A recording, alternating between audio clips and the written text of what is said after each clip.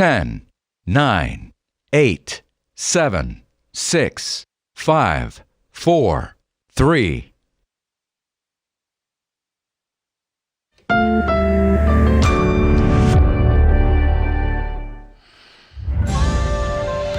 This is The Ramsey Show. You can be intentional. Live from the headquarters of Ramsey Solutions, broadcasting from the Dollar Car Rental Studios, it's The Ramsey Show, where debt is dumb, cash is king, and the paid-off home mortgage has taken the place of the BMW as the status symbol of choice. I'm Dave Ramsey, your host. My co-host today, a new addition to The Ramsey Show. Longtime Ramsey personality George Camel has joined the lineup for The Ramsey Show, and he's going to be on with me all day today answering your questions. That's not new to him, but doing it in this format is. Long-time listener, first-time co-host, Dave. Can't say that often. Last time you get to do it. Yes. You better take that moment while you can. So as by way of introduction, George, you've been with the team here about 8 years, and you did not start anywhere near the spotlight. No, I didn't know I wanted the spotlight. I kind of fell into it accidentally because I started as an intern. I don't even think it was legal at the time, but we found myself a temp position here and said, hey, this guy seems like a good guy. Let's get him in for a few months and we'll say our goodbyes. And luckily, it didn't end after the few months. I found a full-time role in the marketing team. Yep. So I started doing that. And in the marketing team, there are sometimes folks that have personalities. Absolutely. A lot of them, they've got the chops, but they should stick to marketing. And so I was in email marketing for a number of years and moved into social media for the personalities. And so I've always been drawn to the personalities and their message and finding creative ways to reach people out there. Little did I know that 8 years later, I would be the one reaching people with a message with my own face, my own voice, it's just astounding to me that God has done this. This is wild. So you went from that, and did we use you as have you host a few things first, or was the video channel first? It all started with a little thing called Battle of the Bands, and we've talked about it. You've probably heard about it on the show. It's legendary here at Ramsey Solutions. It's one of our selling points to work here. It's one of the biggest events we do, and it's all team members forming bands. And so, as you know, I was in bands for the first 3 years, and I got sick of losing. I'm a good musician. I'm not a great musician. And so I saw an opportunity to go, hey, what if instead of playing in a band, I hosted the event instead? Because at that point, any warm body could get up there on stage and host. Yeah.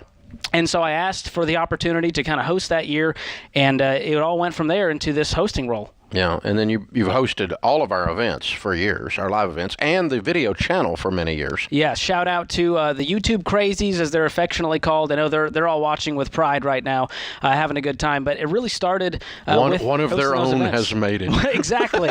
I am one of you guys. This is proof that you can do anything you set your mind to.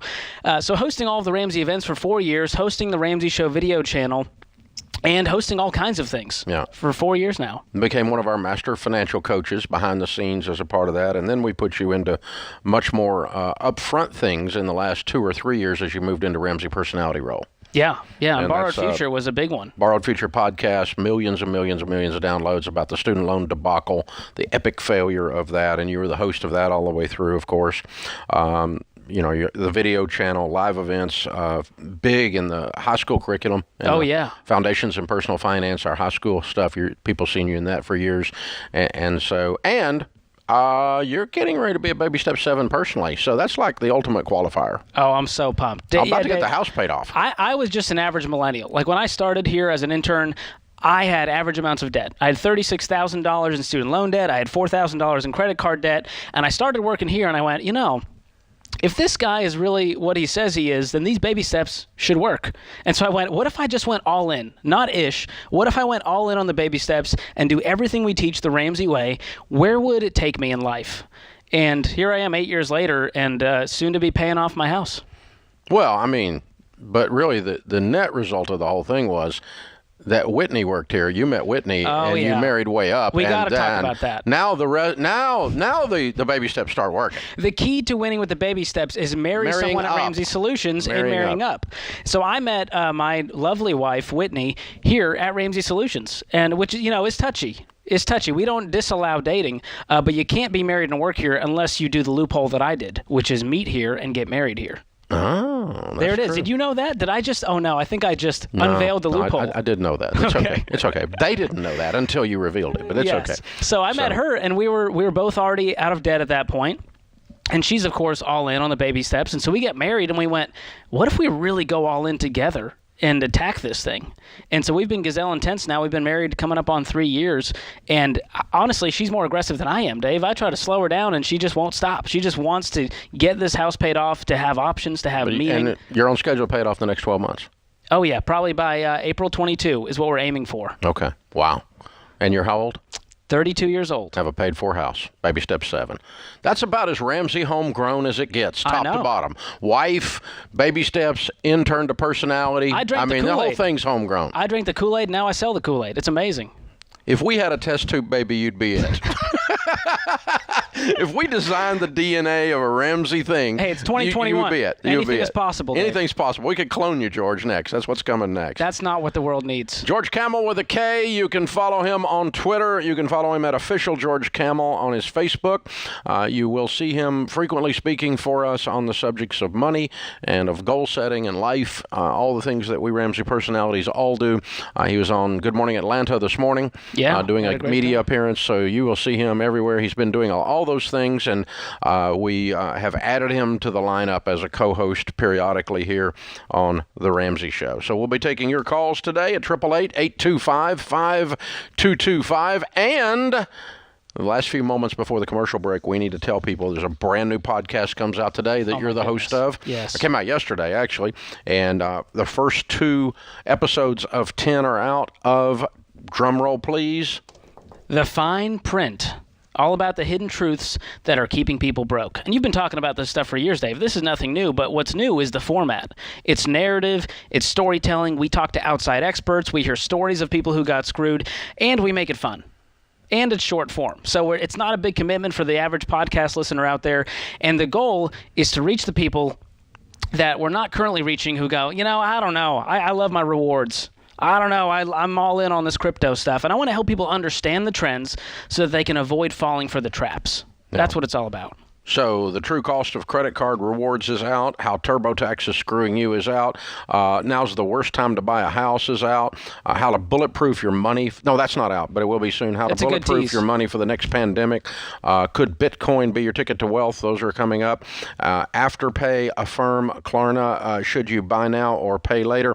The dirty truth behind your credit score, and how the Robinhood app steals from the rich and the poor. Everyone. Ooh. Everyone.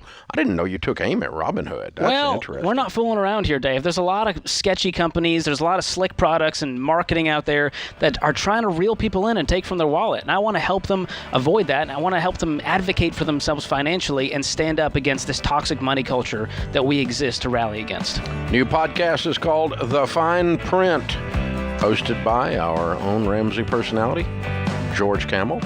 Right here from the Ramsey Network. You can check it out anywhere fine podcasts are found. And there's a whole bunch of places you can get it. Of course, you know about Apple and Google and Spotify, but anywhere you listen to podcasts, you'll find that sucker. Check it out, The Fine Print, because you ought to know that you got to read the fine print. Your mama told you that, right? This is The Ramsey Show.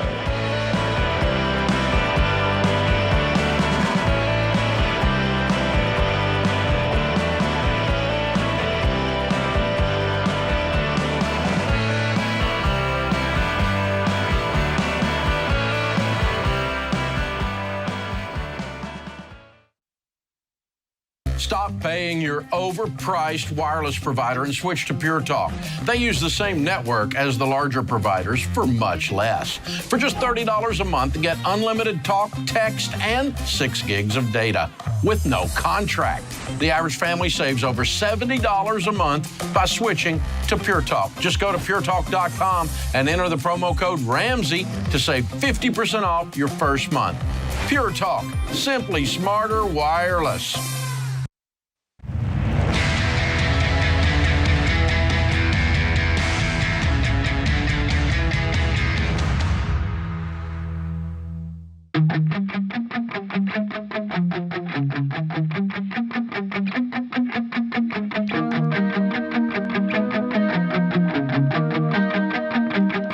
Welcome to the Ramsey Show, where we talk about your life and your money. My co-host today, Ramsey personality George Camel, is with me. The phone number here is 888-825-5225. Eric is in Charlotte, North Carolina. Hey, Eric, welcome to the Ramsey Show. Hi, thanks for taking my call. Sure, man. What's up? So I'll just get right down to the question. The question is, instead of selling our home and taking the equity and buying and upgrading a home, is there any reason we shouldn't do a cash out refinance and remodel our current home to basically be the home we would have purchased otherwise? Well, I don't teach people to borrow money or to borrow more money. If you do sell and you go buy a different mortgage, I guess that has the same exact effect to your point. Exactly. But the problem on a refi, on a remodel is people have a tendency to overbuild the neighborhood. Yes. So what's your home worth today? Today, probably 100. What would it be worth after the remodel?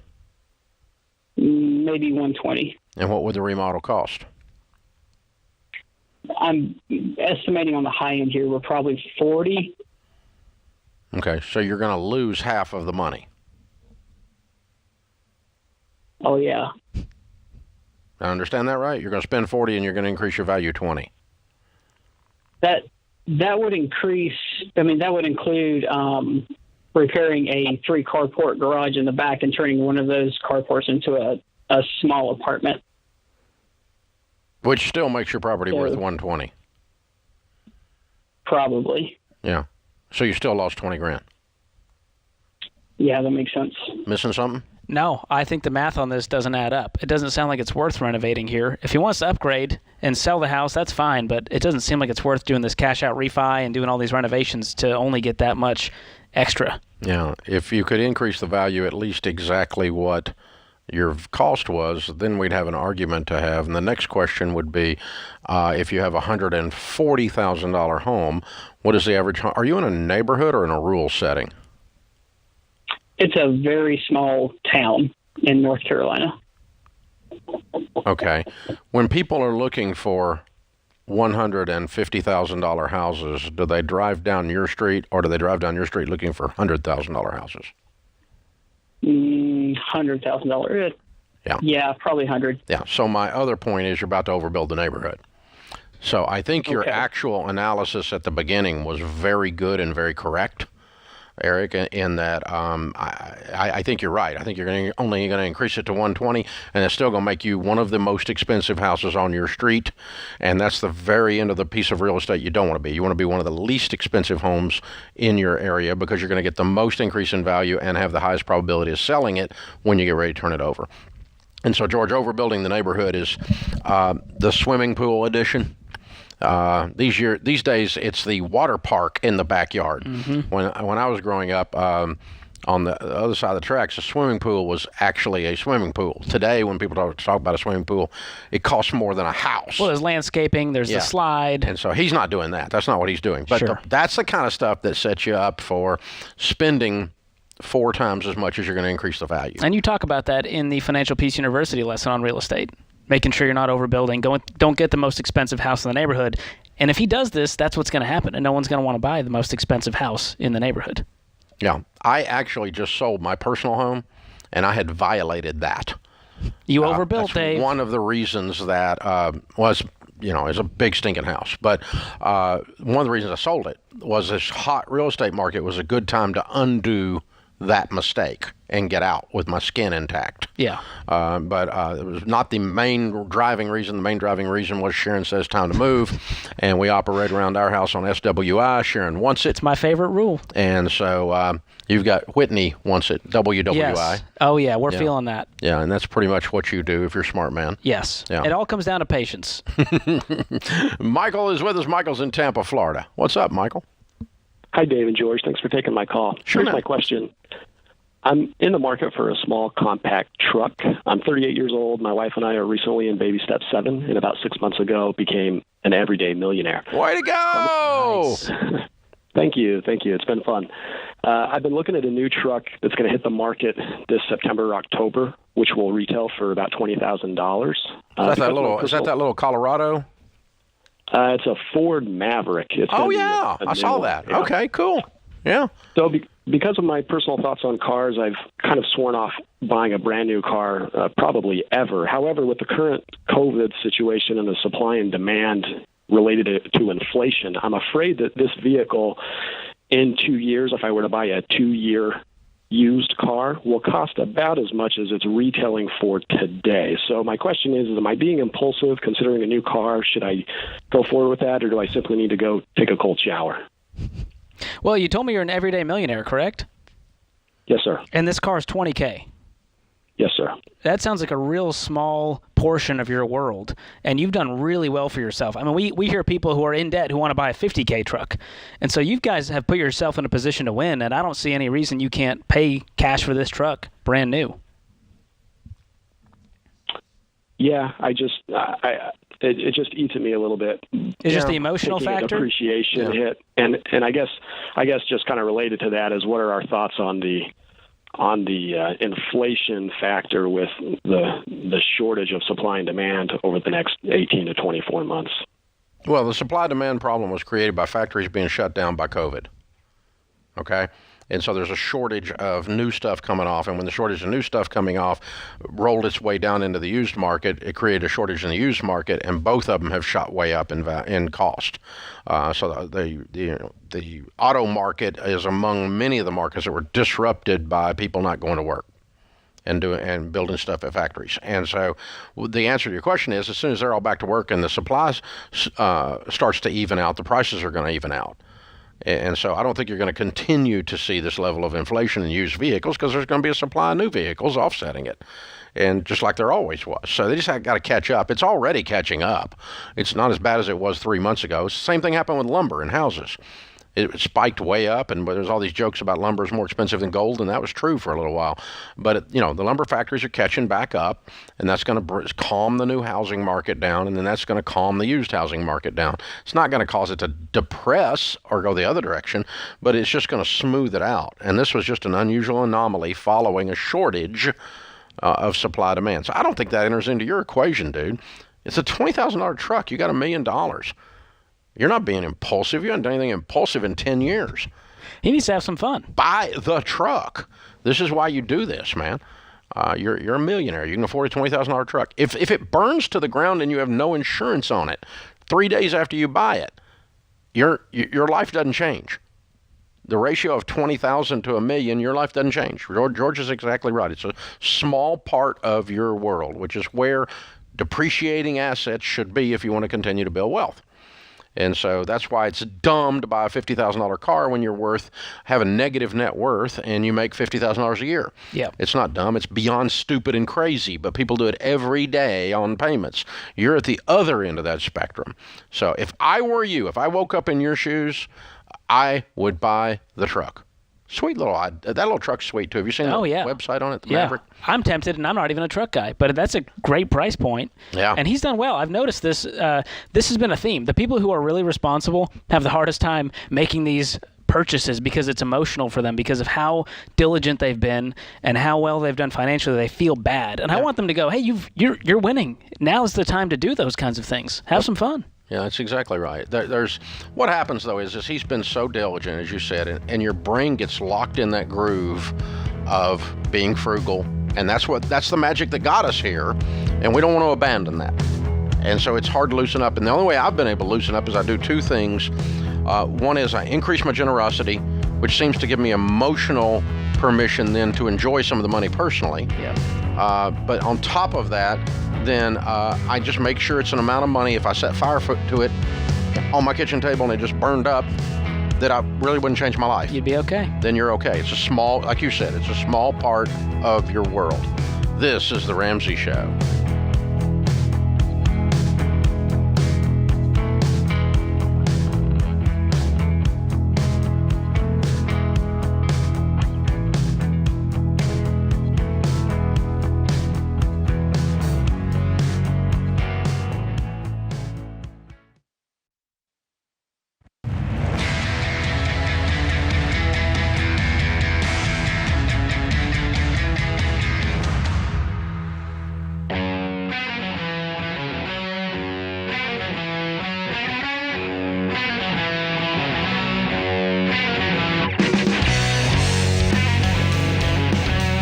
Camel Ramsey personality is my co-host today.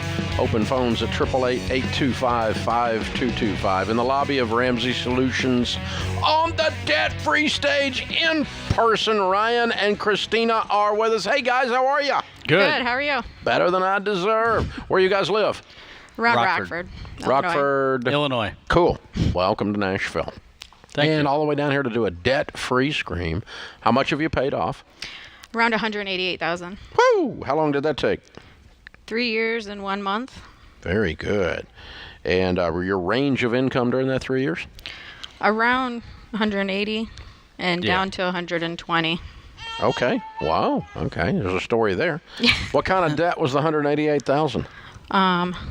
Mostly her student loans. And then I had a rental property that I decided I wasn't making any money on anymore, so we just needed to dump it off. That works. Okay. What do y'all do for a living? I work as a security training instructor for a nuclear plant in Illinois. And I'm a nurse. Okay, cool. So that was from nursing school, a lot of the debt? Yeah, I had my bachelor's before I went to nursing school, so then a bunch from just my bachelor's and then adding nursing school on top of it. Okay, cool.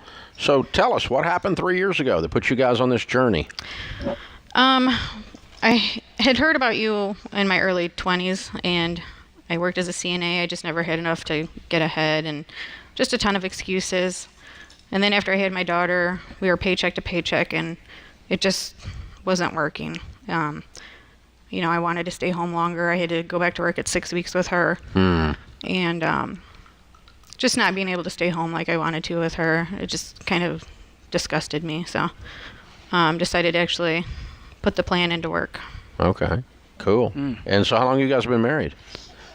In November, it'll be 8 years. Okay. All right. So obviously, Ryan, Christina comes to you and goes, this isn't working. I'm done with this. We're about to change some stuff. What did you say? If you want to give it a go, let's do it. I'm pretty easy going. I wasn't really 100% on board with it because given how I spent my money all the time, it was not the greatest, but it's really worked for us. I got on board pretty quick when I started seeing some of those smaller student loans drop off, and just went full tilt. What got you guys on the same page? It sounds like you were kind of floating along like, well, all right, maybe, and she's kind of like, well, what was that moment where you guys said, we're doing this thing, we're all in? Once I started seeing all the loans drop off, it really kind of sold me like, all right, yeah, we're definitely making progress on this, and we just need to stick to it to get all this done.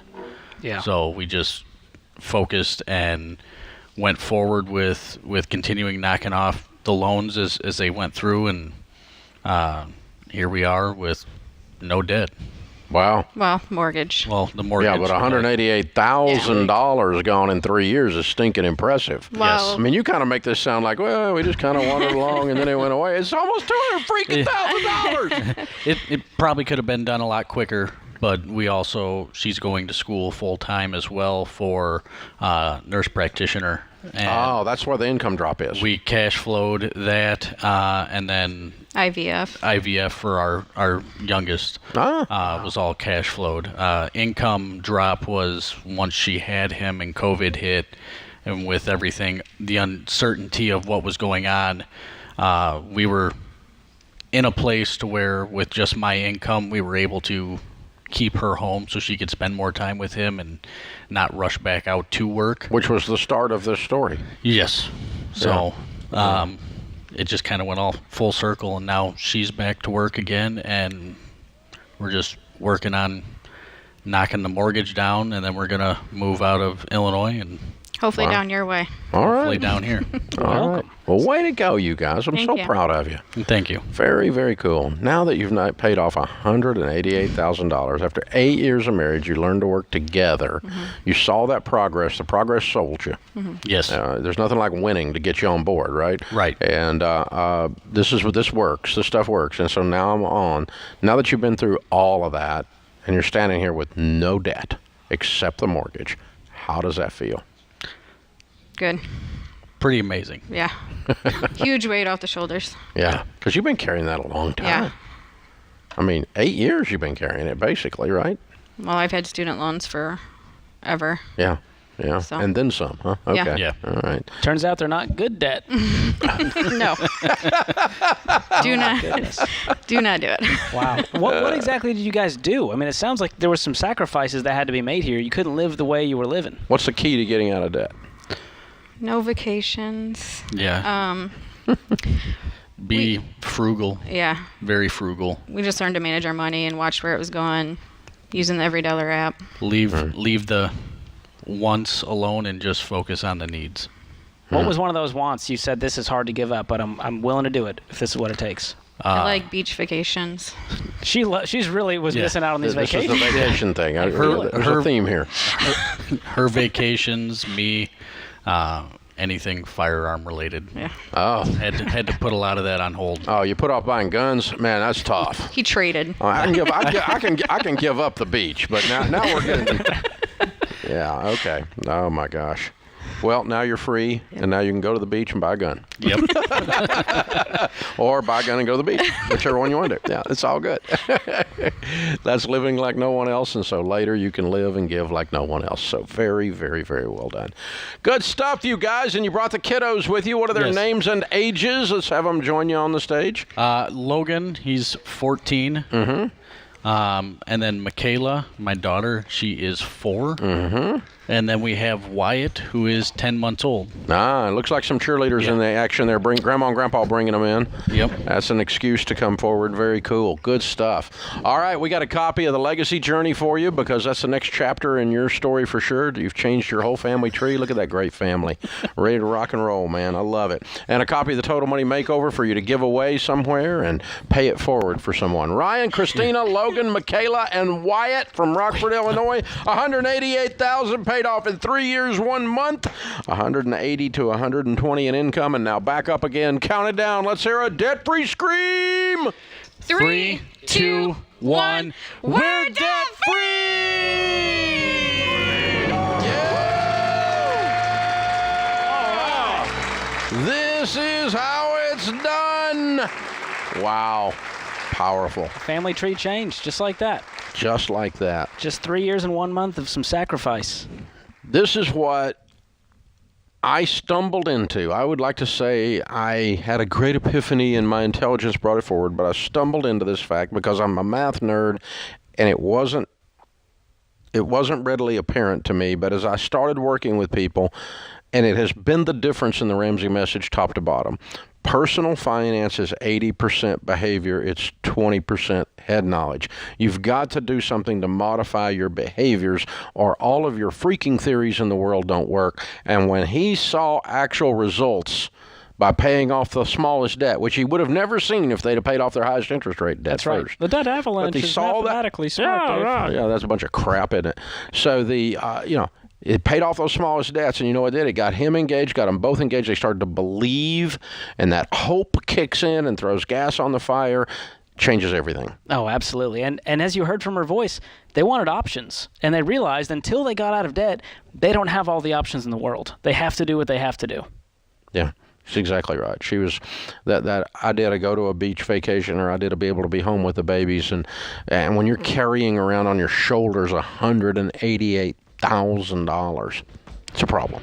Yeah. Well, now they got all the guns and all the ocean time in the world. No payments, baby. That's what you can do. This sounds like a bad rock band. I love it. This is The Ramsey Show.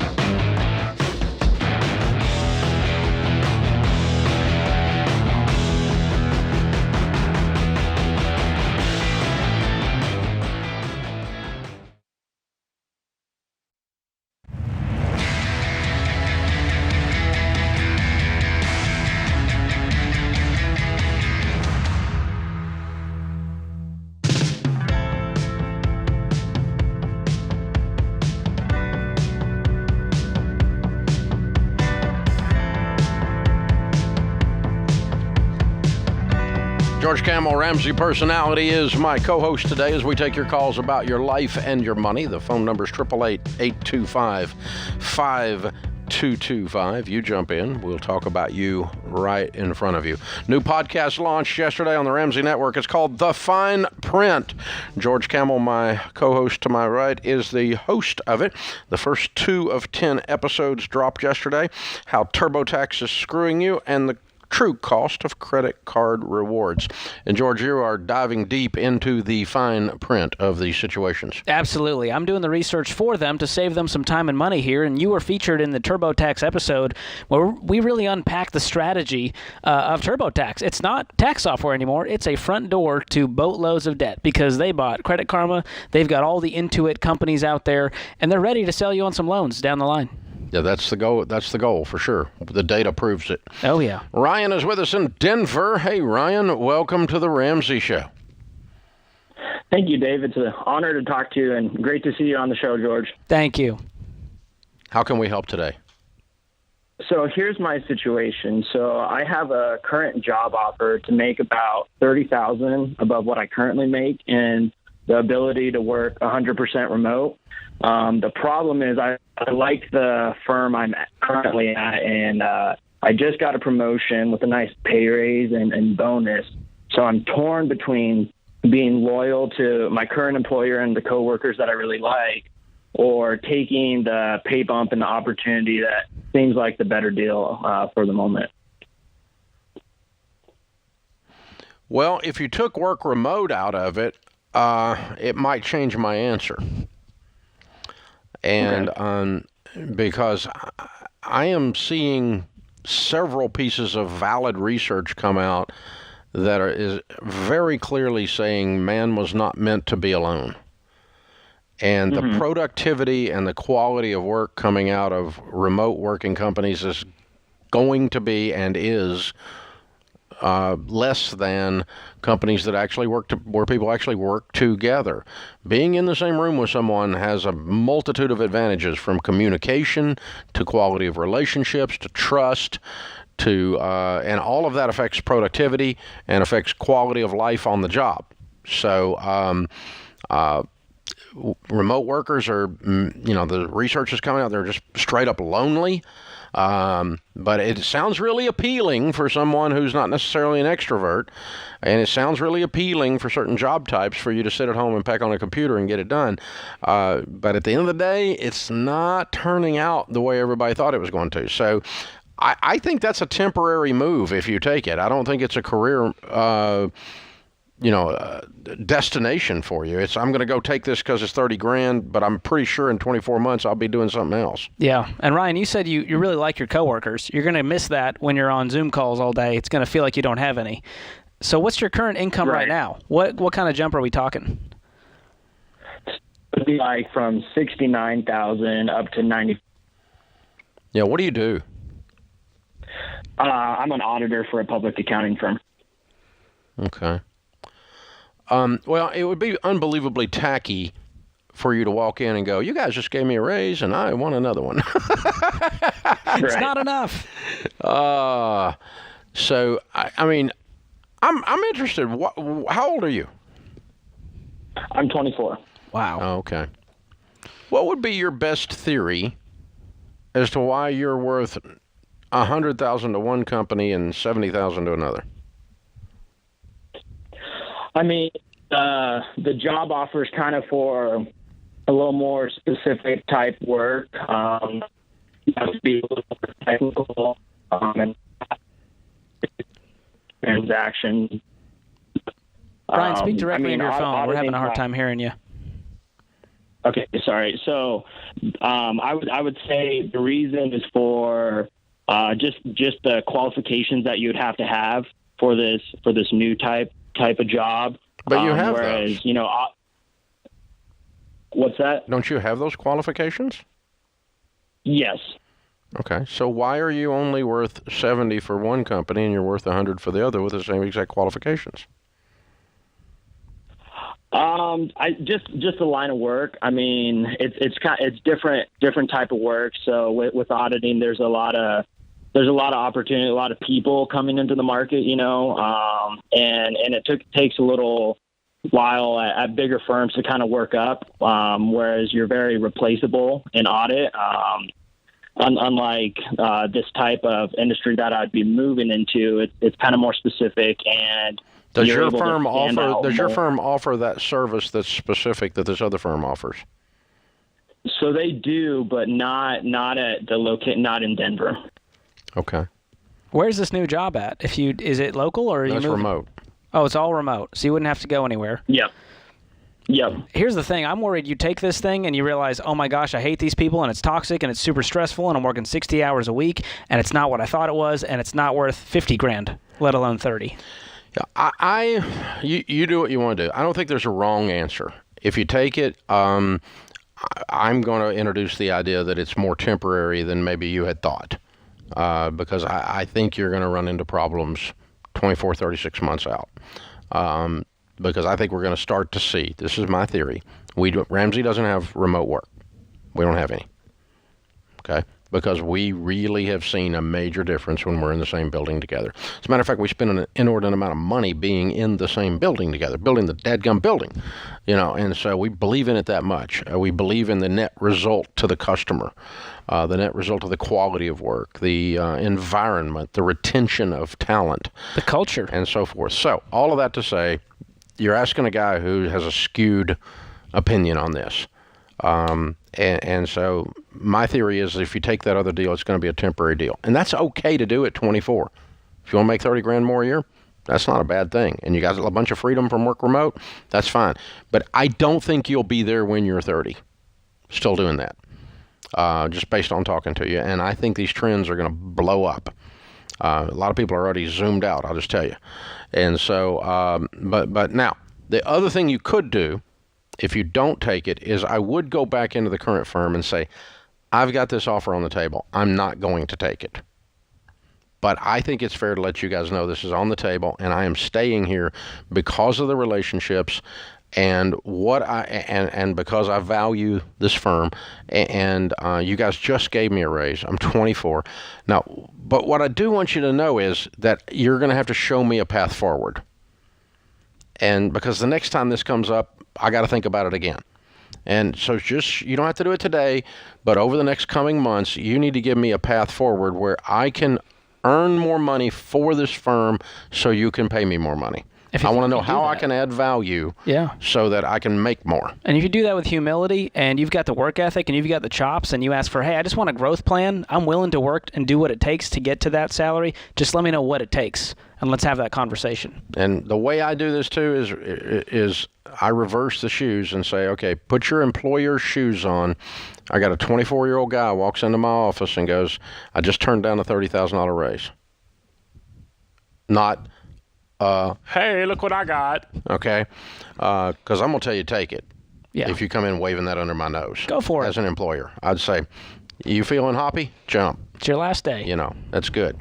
Your spirit leaves you, I'll take your body with it. So let's do that. I'm going to be mean about it, but I'm just, so if you switch seats, though, and you say, okay, if you're the employer, and the young man walks in and says, I just turned this down because I'm thankful for this place, being loyal, and I'm also telling you what's going on, and really all I ask is in the next few months that you show me how I can add value so that I'm worth $30,000 more in the very near future.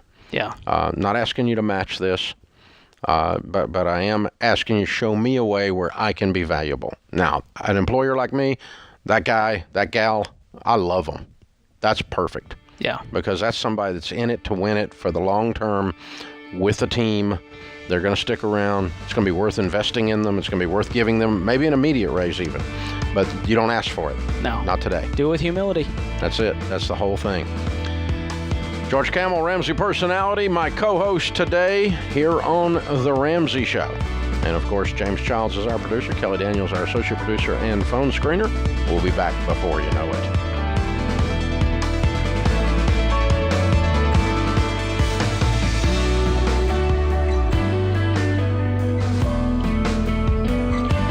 have a friend or family member that needs a daily dose of Ramsey advice in their life? Let them know about the Ramsey Call of the Day podcast. It's a quick hit of advice about life and money in under 10 minutes. Check out the Ramsey Call of the Day podcast wherever you listen to podcasts.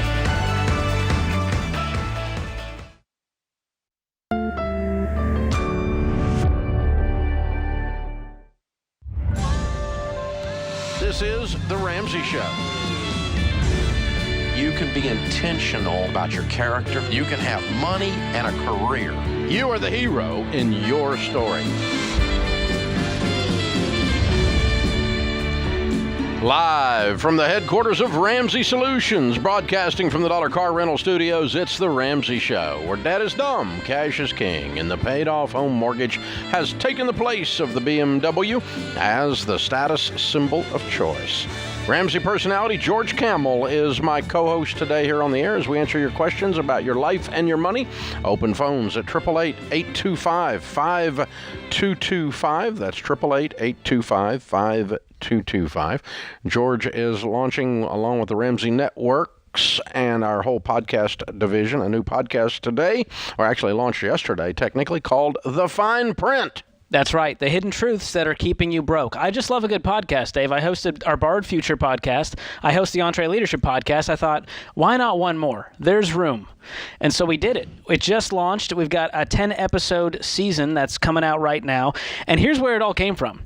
You've been taking calls like this from people who fell for money traps, and a lot of people out there are not where they want to be financially. Wouldn't you know it? And they don't know who to trust. They don't know what to do, the steps to take. They're listening to headlines. They're listening to social media. They're broke friends to make all these major money decisions. And we believe that winning with money doesn't have to be complicated. And so what I want to do is do the research for them, break down the myths, break down the traps, help them understand the trends so that they can make smarter decisions with their life and their money. There we go. Check it out, George Camel and the team. The new podcast is called The Fine Print. Anywhere great podcasts are sold. But that would be on, of course, YouTube? No, not YouTube. We are on YouTube. We are on YouTube. It's 2021. You got to be everywhere. So we're on YouTube, Spotify, Google Podcasts, Apple Podcasts, you name it. We're everywhere. If you just search for The Fine Print, and we're trending closely to the Ramsey Show. I'm starting to get nervous for you, Dave. Okay, but if you knock it off, it'll be in The Fine Print. That's right. We'll do an episode on you. That could be scary. Know. Yeah, the first 2 episodes have already dropped. How TurboTax is screwing you, and the true cost of credit card rewards. Be sure and check them out. David's with us in South Bend, Indiana. Hi, David. Welcome to the Ramsey Show. Hey, Dave. Hey, George. Good to talk to you guys. You too. What's up? So, me and my wife just got married on July 24th. And congratulations. Thank you. So we just got back from the honeymoon. So with the wedding gifts we have from all our guests, we got about little over $4,000 to that we have our choice to choose from. The thing is, so my wife, she's pretty much on baby step 3 now. Now my situation is I'm still on baby step 2, and I owe about $25,000. So now that we have some cash that we need to make a decision with, I know that she feels we've had discussions, and I'm on speaker right now, so she can hear you too. But we've had discussions that, whereas in this is even we got married, but this is more my debt. I mean, it was my stupid decisions that why I still got $25 left to pay. Sorry, I'm sorry, you're wrong. And your wife already wins the first argument. When you walked down the aisle and the preacher said, "And now you are one," all that BS you just spouted went away. You don't have my debt and your debt anymore. You don't have my anything anymore. We have our. Your pronouns changed. You're home from the honeymoon. And so we have a pile of debt, and we have some money, and we have an income, and we are going to develop a plan that we are going to work together, or you're going to struggle in your marriage and in your wealth building both. Data from 30 years of working on this backs up what I'm saying, David. 30 years, millions of families we've worked with. Very few people build wealth when they act like they're a joint venture instead of a marriage. Very few people have a high-quality relationship when they act like they're a joint venture instead of a marriage. Yeah, it sounds like you're both on baby step 2 as a family. Is that right? Yes, sir. Now we're talking. Okay, now we can talk numbers. We've set the table here, Dave. So let's talk about this. You've got $25K in debt. She's got this emergency fund. If you guys brought all of that down to $1,000 for that baby step 1 starter emergency fund, how much cash would that leave you to throw at this debt? Well, actually, me and her both have baby step 1 done. Like, we both have the $1,000 saved. Okay, so now we have $2,000. Yes. Okay, and we have $4,000 from the wedding, so now we have $6,000. Am I right? Yes. Boom. Okay, yes, sir. And you have $25,000 worth of debt that you're bringing to the table, and she's going to bring how much to the we? She has no debt. No debt. Oh. She's got an emergency fund, right? Oh, I'm sorry. She's got a mortgage. Okay. She got the mortgage on the house. Are y'all moving into the house? Yes, we moved in together. Great. So we have a mortgage now. Good. Okay, good. And so you really got to practice this. That's why I'm being so dramatic about it. It took me a few years in my marriage, David, and it was disastrous. I'll just tell you. It's very, very difficult. And I understand that you made the mess and you're throwing your shoulders back and saying, I'm going to be responsible and I'll clean up my mess and I'm not going to ask my wife to clean up my mess. And I appreciate the manhood of that, and I appreciate the strength that represents and the personal responsibility that represents, but the power of a couple working on something supersedes that. And so you've got to let her in. It's in sickness and in health. So if you get the flu, she gets to make you soup. That's how it works. In sickness and in health, for richer, for poorer. And the old wedding vows, David said, unto thee all my worldly goods I pledge. Right after the said sickness and health thing, right? And richer for poor. And that was the final part in the Book of Common Prayer. And so, and there was something to that, this idea we're going to leave our parents, cleave to each other, cling to each other in desperation and work this stuff through. So how much do you guys make a year? I make 55, but I do have child support payments. So after that, it's about 50 a year is what I finish out. Okay. And then about 52 for my wife.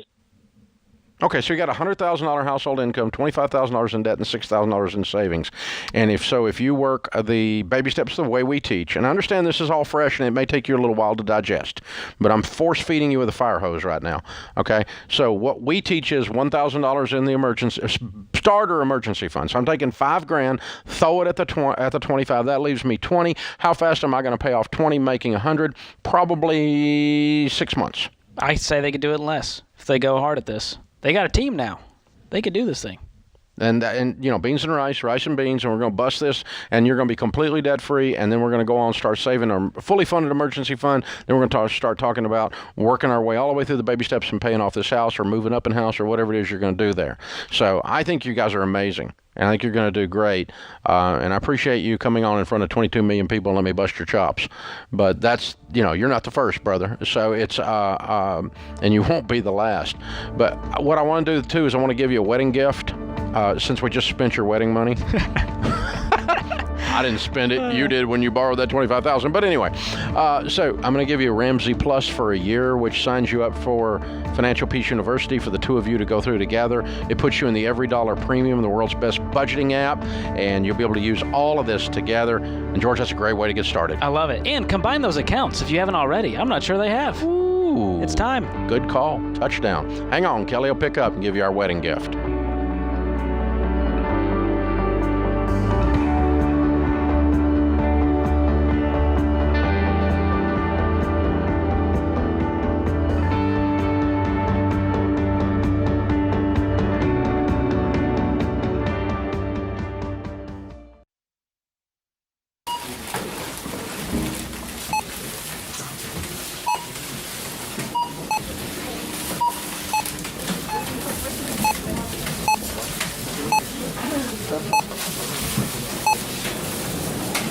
Still on baby step number 1, eh? How'd you guess? With healthcare costs rising, learn how Christian Healthcare Ministries can help you make the most out of your budget. Visit chministries.org/budget. Don't worry, it's worth it.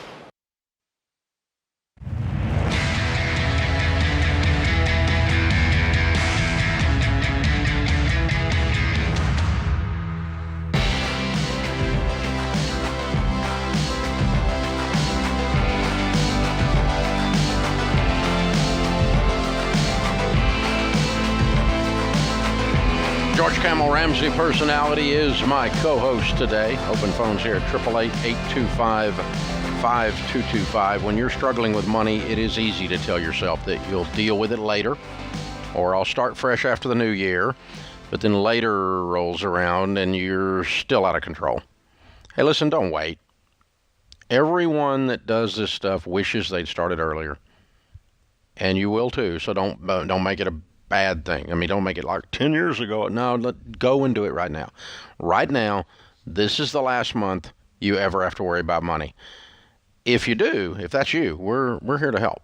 If you're ready to make the decision right now, and that's why for this month only, we are knocking $30 off a 12-month membership to our most impactful and life-changing money products.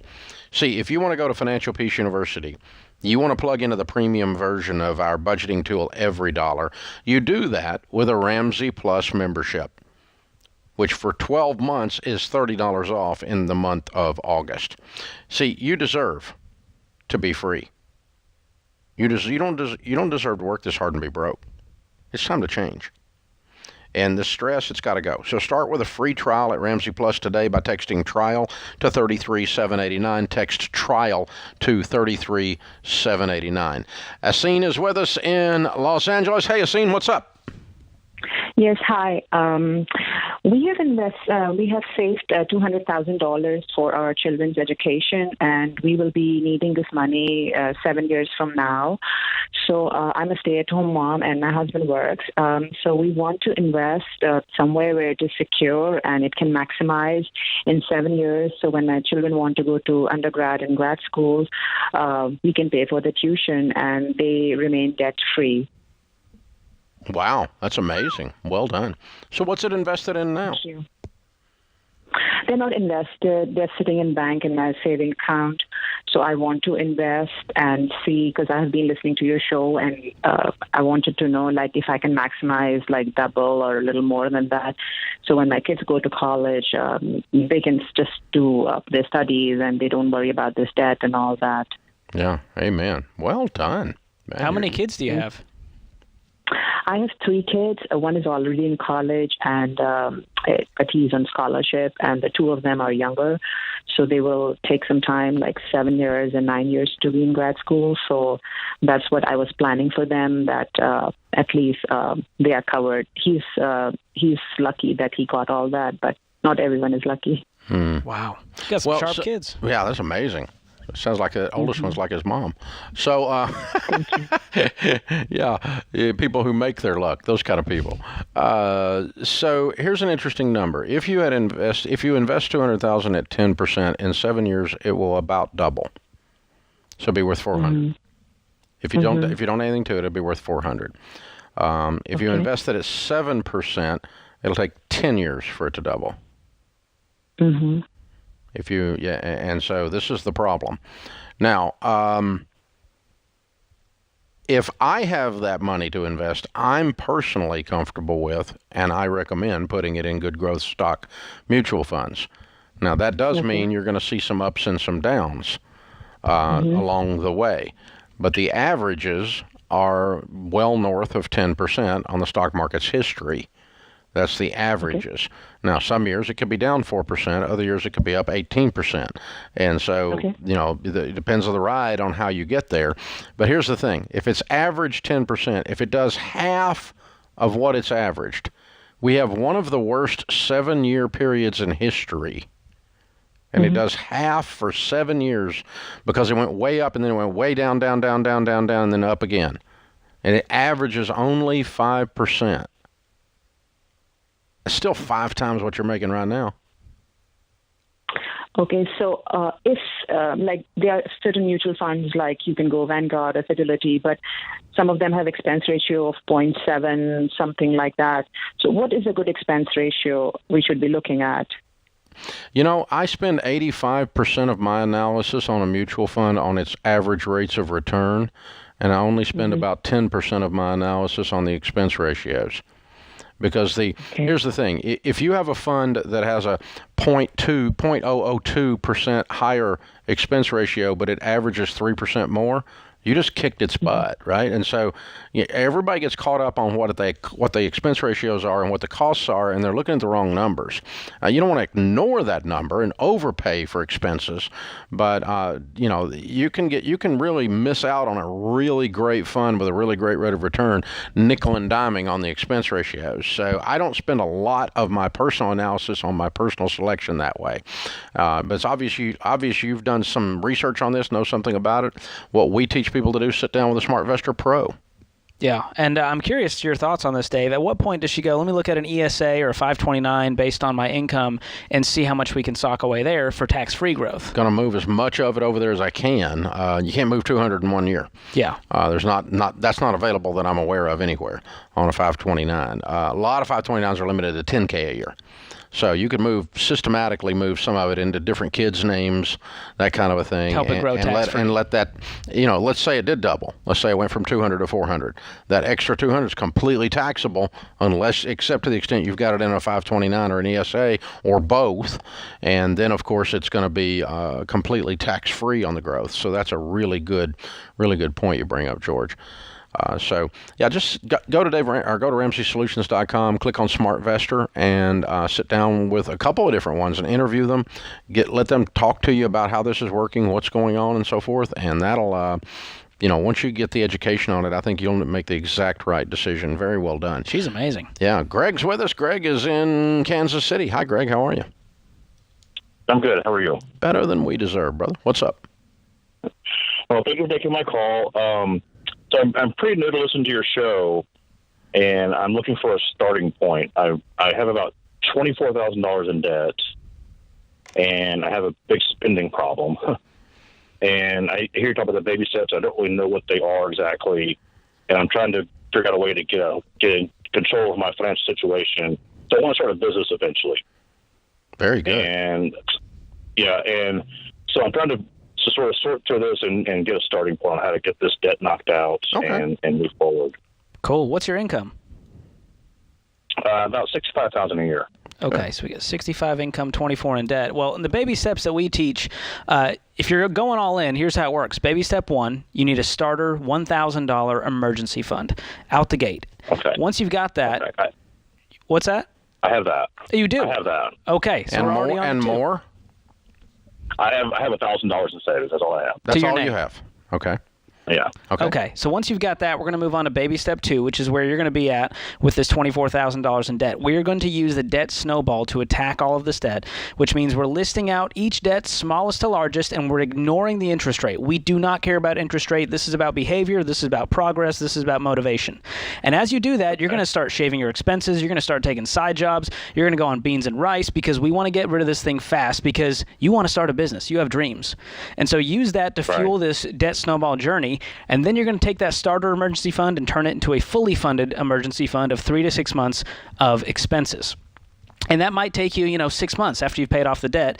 And now we're on to investing 15% of our household income into retirement. And then we can go, all right, what's it going to take to get this business off the ground? Yeah, you get started that way. So baby steps 1 is $1,000 to recap. 2 is the debt snowball. And that's scorched earth, man. Nothing is going on except getting rid of this debt. And the power of what the reason people are all excited about this stuff, Greg, is the reason it is because it works. And the reason it works is this intense focus. Because you and I both know we live in a culture where no one focuses on anything for very long. And if you will completely dive in and focus on, with great intensity, this debt, you could be debt-free in less than a year with your income. But that means you don't have anything else going on. You don't have a life. Beans in a scorched earth, man. Beans and rice and beans, no eating out, no vacations. Stop all investing temporarily.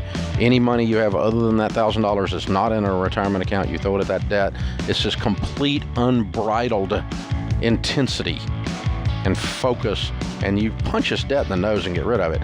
Then you don't have those payments anymore. It starts to be very easy to save, get that emergency fund in place. Then you restart your investing in baby step 4. Hold on, I'm going to give you a copy of the Total Money Makeover.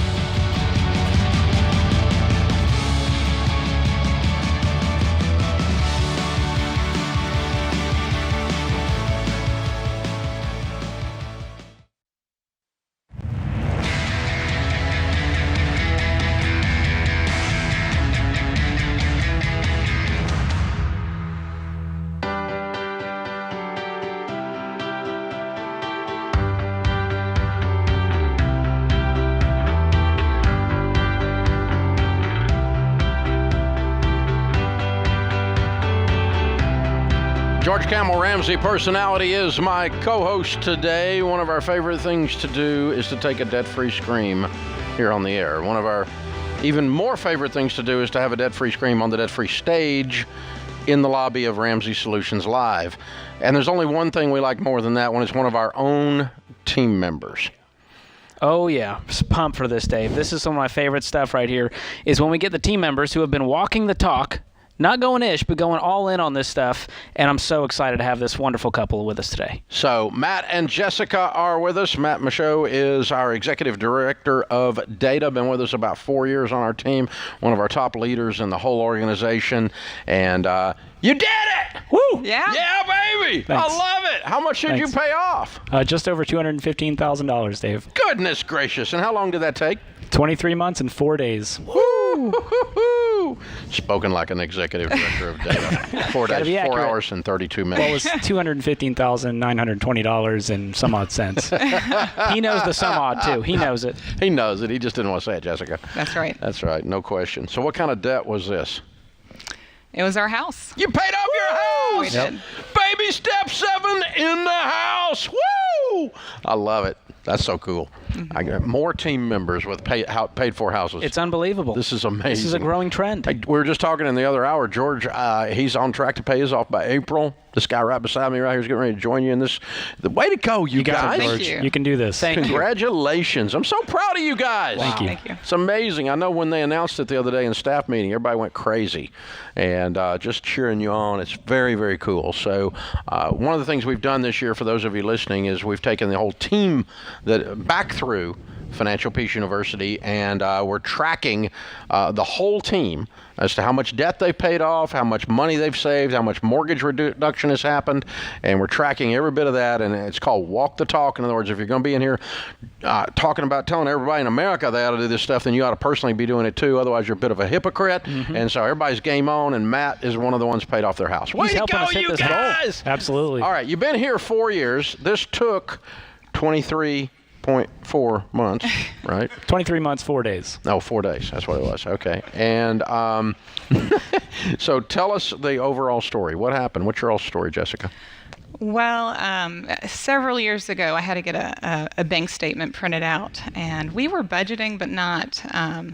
I wasn't paying as close to my spending day to day as I probably should have been, and I went to get this bank statement printed out, and he said he was going to give me 2 months of a statement. And so he's standing there with the printer, and it's going, and it's going. And he hands me this booklet when we're finally done, and I'm looking through it, and it is just filled with these $5 to $25 charges that I just never planned to spend. Whoa! And I realized it made me feel sick. You killed trees with that. Yeah, it was ridiculous. Every time you spend the money, and it's like, well, it's just this little bit, and I'm not like spending it on myself and getting all this makeup or products. And so I felt like I was being responsible with our money. But when I really looked at the sheer number of expenses that I had no idea or had no plan for spending at the beginning of the month, it was a real eye-opener. And big epiphany. Right, yeah. And so that's kind of when I went to Matt, and I was like, I want to be more responsible. Wow. With our budget.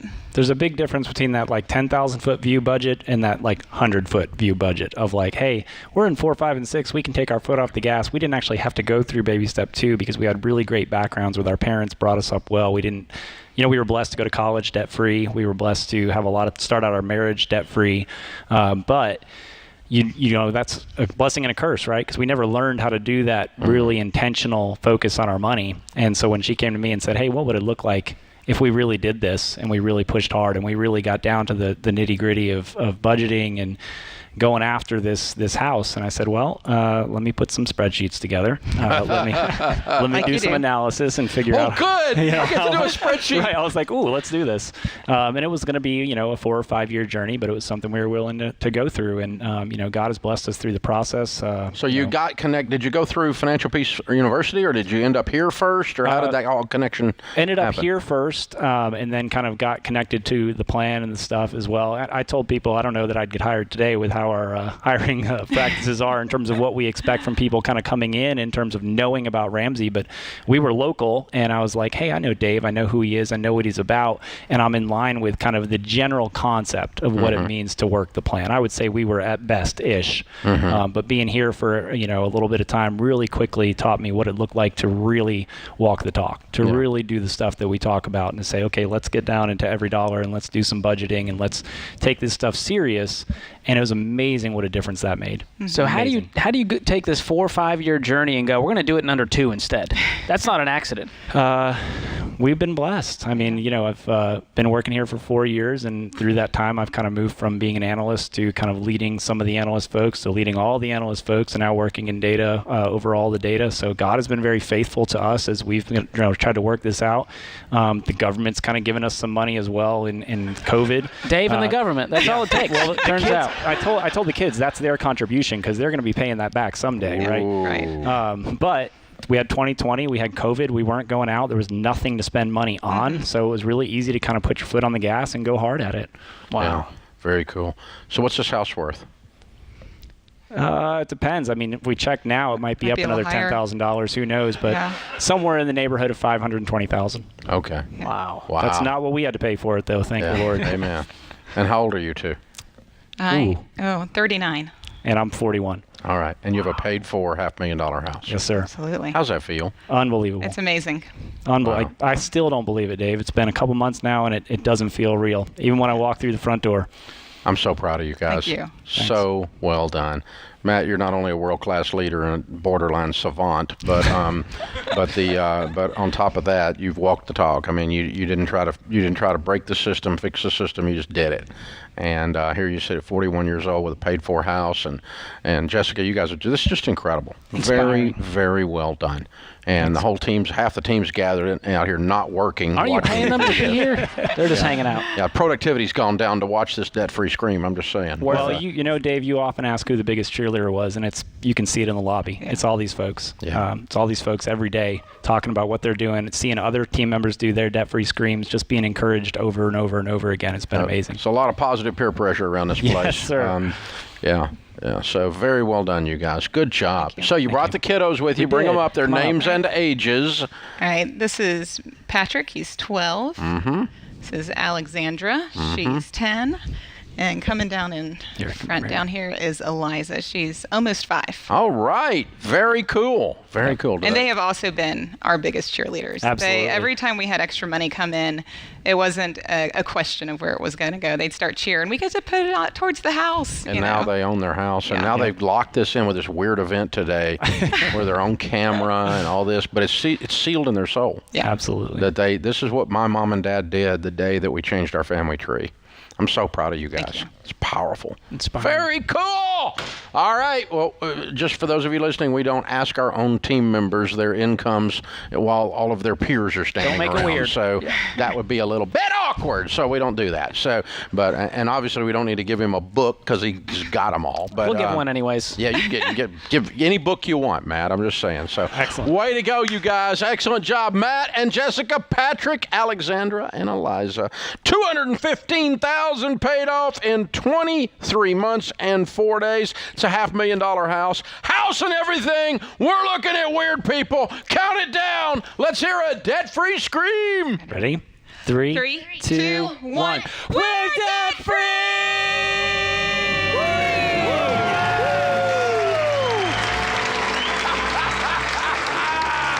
Incredible. And the crowd goes wild.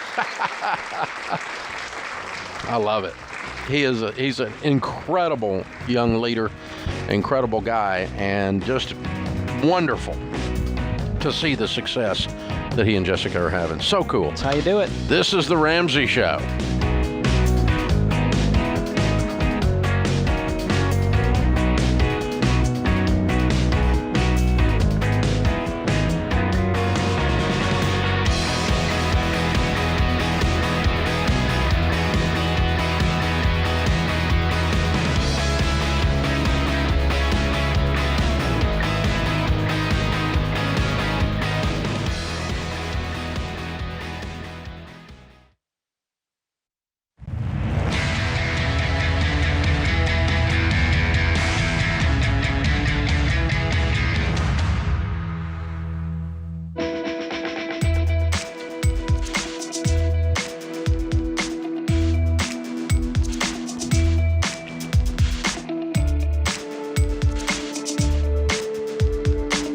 George Camel Ramsey Personality is my co-host today. I'm Dave Ramsey. This is The Ramsey Show, a show about your life, your money, and your life.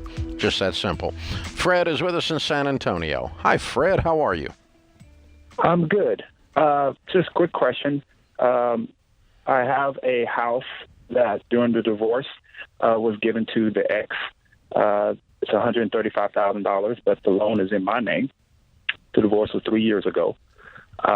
And my fiance and I, we went through the Dave Ramsey financial peace class and paid off $38,000 in 10 months. Good for you. And right now we're trying to get a house ourselves. Mm-hmm. But we are hesitant on doing that because of this other loan that's over my head.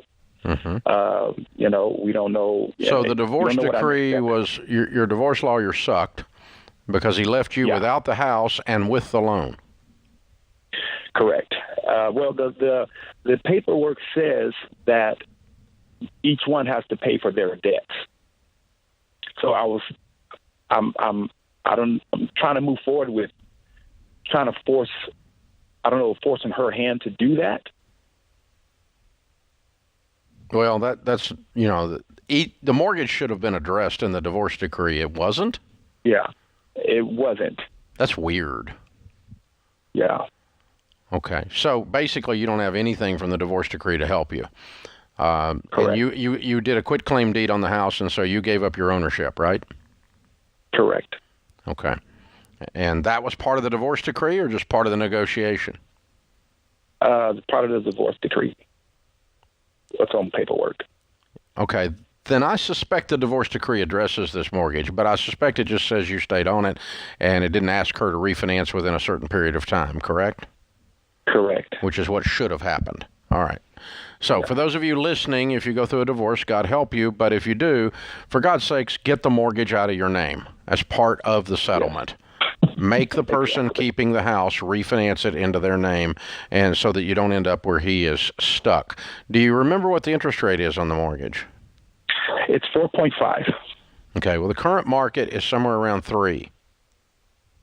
Do you have any money? My fiance and I both together have about $14,000 saved up. Okay. Number one, you don't buy a house with a fiance. You wait till you're married. Okay? Okay. Because you're going to get yourself in yet a different kind of mess. All right. But once we're past that, the only way how's your relationship with the ex? Are y'all on speaking terms? We are on speaking terms. Okay. We are on speaking terms. Kids involved? Yes, sir. Okay. So she does not have any reason to refinance this mortgage except that she could get a lower interest rate. Right. So one way to settle this might be to offer to pay her refinance costs if she will go ahead and refinance. That way she gets a lower interest rate. You get your name off the mortgage.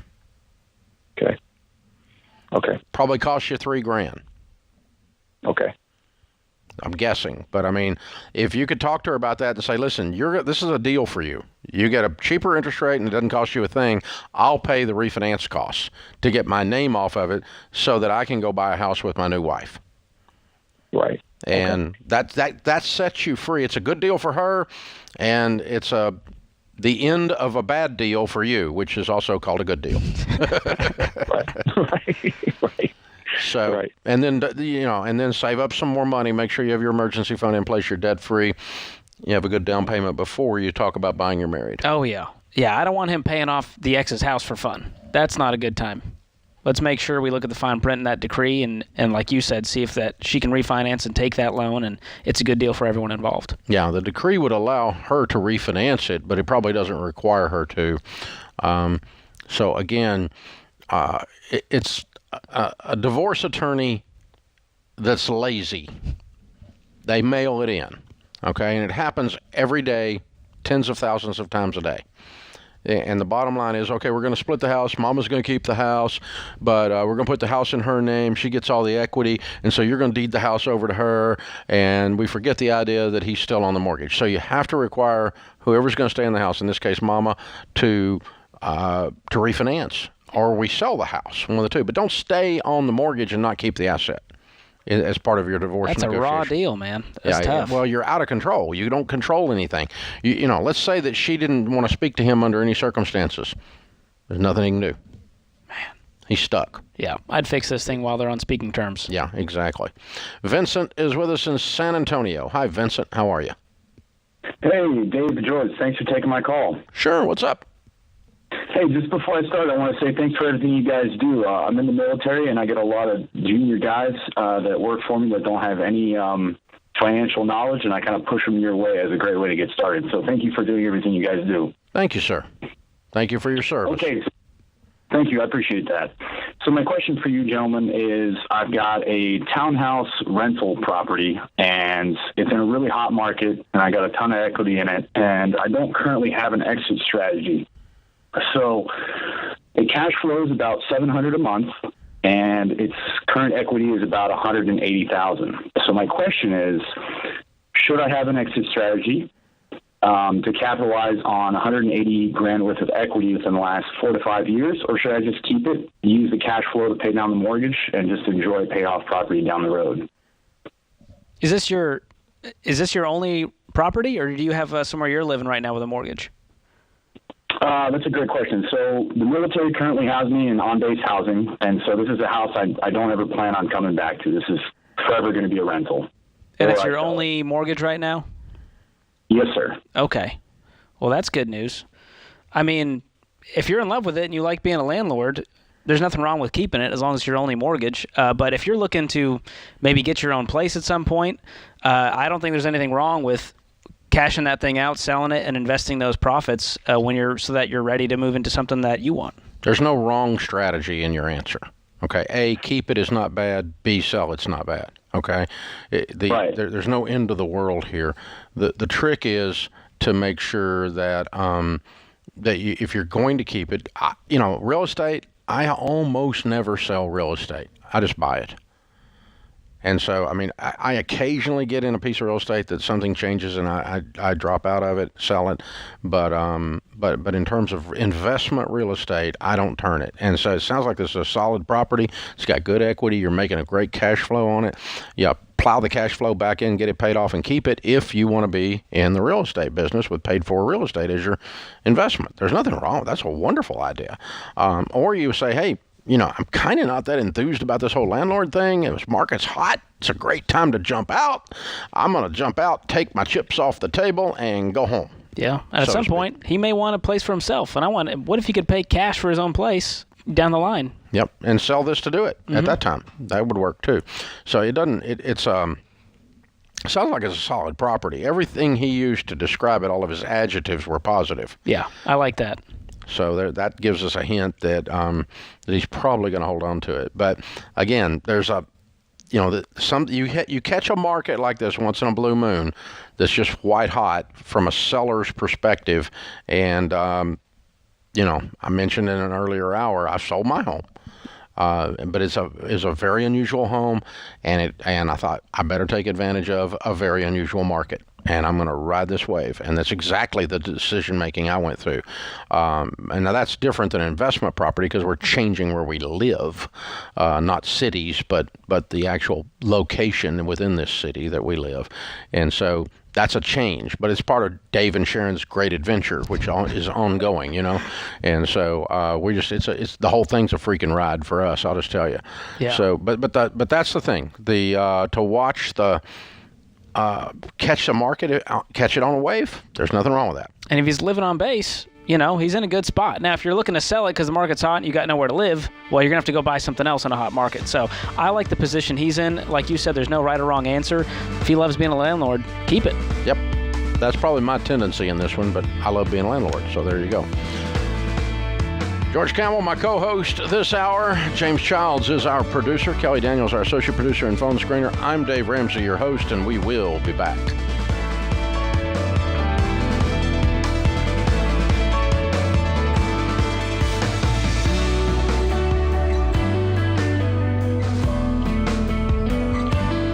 It's Kelly, associate producer for The Ramsey Show.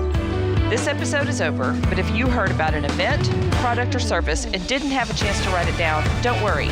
We list everything you've heard about during this episode in the podcast show notes section or head to theramseyshow.com. Thanks for listening.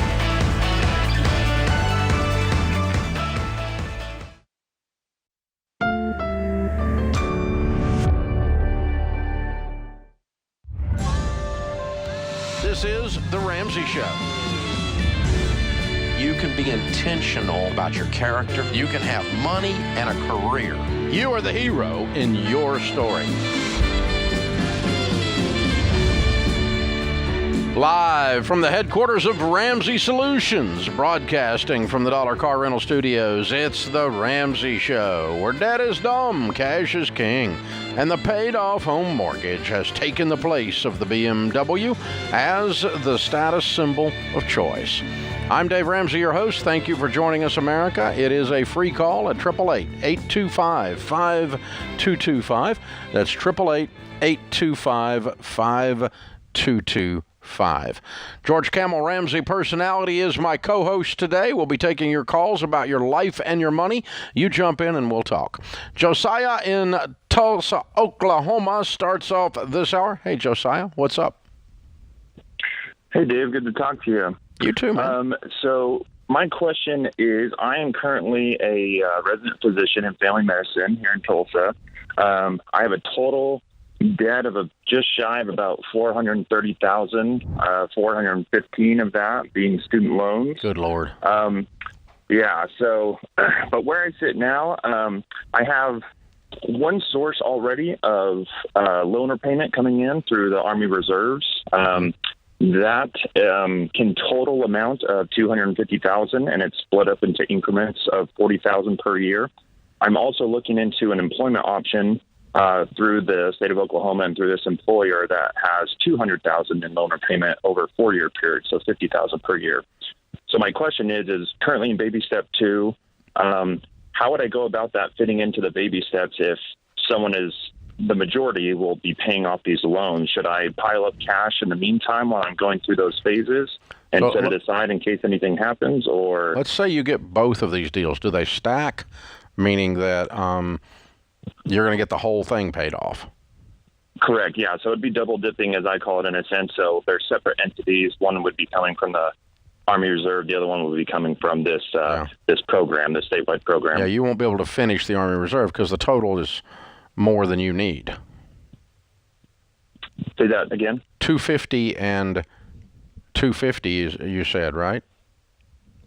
Yes, correct. Yeah, and that's 500, and you only have 415. So the last 2 dips from the Army Reserve you won't get to, right? Yeah, so it's pretty much a per year type of thing. I can opt out or in of that. Yeah, I'm just saying that you'll opt out. You won't need all the whole 250 from the Army Reserve because Correct. It comes over a 6-year period of time. So Correct. What'll end up happening is that you're going to be done with them paying it in about 4 years. Correct. Okay. All right. Just making sure I got my head on straight. So, as you said, family practice, right? Correct. What are you going to be making? So at this job, it should be right around about 300 or so. Okay. Let me tell you the things that I normally tell people, and let's figure out how to screw them into your weird situation. Okay. All right. Normally, somebody calls me up, and let's say they've got $50,000 in student loan debt, and maybe they make 100 or 150, okay? And they say, hey, my job is going to pay this off over 3 years. Well, I normally would tell them to be debt-free a lot sooner than 3 years, and so what I'll tell them to do in that case is I want you to put $50,000 in a bank account to sit there until your job pays off this loan for you over 3 years. That way, if the job blows up, you can write a check and you're debt-free. You see what I'm saying? So I'm trying to figure out how to use that principle here because I really do want you to have these 2 entities pay off your 415 over 4 years. I want that to occur. That's an awesome benefit from both of these things, serving your country and obviously signing a competitive landscape, signing a contract with a medical outfit, okay? So I want all of that to work for you. But I also don't want you to sit there and one of these things blow up on you for whatever reason, and then you end up 3 years from now with still $150,000 worth of debt. So I guess probably what I would tell you to do is let's try to get $100,000 in savings before we call you debt-free, and then we'll ride this 4 years out. And just as a contingency fund in case something gets sideways. I don't know. Here's a weird example. This is not going to happen, but I'm just trying to think of bizarre things that have called in here over 30 years. Let's say you get into this contract with this employer, and you get in there and there's an ethics problem, and you have to walk. You're going to lose your dadgum license because they're just doing stuff, right? You got to walk. Right. Now you just lost $250,000, and you're halfway through this contract, and so you're still sitting there looking at $100,000 worth of student loan debt that it's going to take you a lot longer to get through. And so I think having that extra 100 laying aside as a contingency way to step back into this, George, is going to be a way to kind of call it debt free. Yeah, because there's some outside forces here that he's relying on to get this debt paid off, which I don't like. But if they're surefire and he can stack up this cash, and then he goes, oh, all right, this thing's actually going to work. They're paying all this debt off for me, and now he's got a pile of cash to continue the baby steps. I like that positioning. Long as you stay in the reserve, I think that's one you can depend on. But I think the rough and tumble world out here in the real world is stuff happens and these employment deals blow up. Yeah. And I don't think it will. I think he'll be okay. But you have to, where people get themselves in trouble with money is they run out the best case scenario, and that's the one they believe. And that's the only way it works, is if it all works. And so you got to run out a scenario where if it doesn't work, that also works. See, that's the beauty of being debt-free, living on a plan, living on less than you make. That works in good times, and that works in bad times, overall, as an overall principle. It's the only set of overall principles. Borrowing up to your eyeballs works if you want to buy a bunch of real estate, nothing down, as long as real estate goes up and all your tenants pay. Ha, ha, ha, ha. You know, it doesn't work, right? Yeah. And so you got to have a contingency plan in a worst-case scenario. Then if your plan works in a best case scenario and a worst case scenario, you got a good plan. Yeah. That's good battle planning if we're going to use an Army Reserve. Yeah, I like that analogy. And he's in a good spot. I mean, this is a huge pile of debt. And so if he can get this thing wiped out in a few years, he's going to be in a great spot. But man, that's a big hole to dig out of, and it's nice to have that help. Ouch, ouch, ouch. That hurts. So now let's sidebar, because you did this in Borrowed Future. We discovered there's really about 3 types of student loan forgiveness that are not private, that are government. And one type, well, there's one type is private. It's kind of the type of thing he's getting into. Or if you go into an underserved area, the government will forgive in about 3 years a large chunk of student loan. The second type of student loan forgiveness, the government will forgive your student loan in the event of death or permanent disability. The third type of student loan forgiveness is a lie. Public student loan forgiveness over 10 years. It just has not happened. Hundreds of thousands of applications, hundreds of them approved. Nightmare. 99% dissatisfaction with that government promise. It's pretty high. It's not occurred. It's not occurred. So you don't count on that one while we're on this subject. This is The Ramsey Show.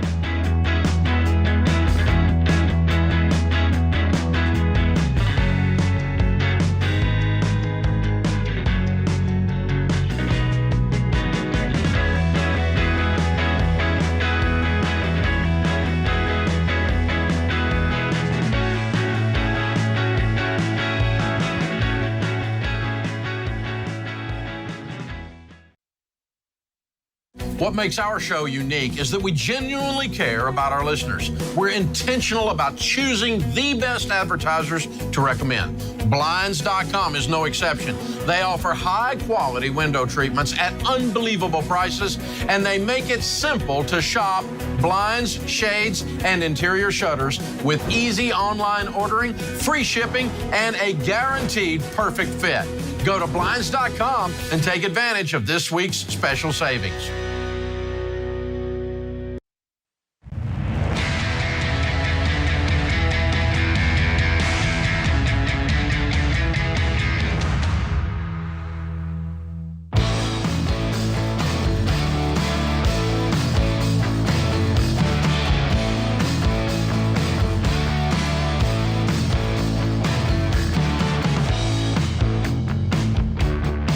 parent ever wants their child to experience the panic of being unprepared for an emergency, but teaching your teens how to be smart with money can feel like a really big job. Hey, we got your back. With our digital self-study courses, you can rest assured that your teen will know the right way to handle money, no matter what curveballs life may throw them down the road. Best part, no instructor is needed. Take your teen through the stuff we teach. If they've got a tablet or a computer, they're ready. Text self-study to 33789 and learn more about all the different courses that we have available for middle school and for high school. Text self-study to 33789. Our question of the day comes from Blinds.com. Find out for yourself why Blinds.com is the #1 online retailer of custom window coverings. You get free samples, free shipping, and with the new promos they run every month, you'll save even more. Use the promo code Ramsey to get the best possible deal. Today's question comes from Mandy in Arizona. As a Christian, I think God expects his followers to help the needy at whatever point they are in life. Baby step 7 implies that you recommend giving only after one has paid off all debts and are comfortable. I struggle with not being able to give while I'm paying off debt. Can you help clarify this for me? I think Mandy's got some bad information. I don't ever remember a part where you said don't give. Nope. Is that part of the baby steps? Nope. Matter of fact, we say tithe from day one for a Christian, an evangelical Christian.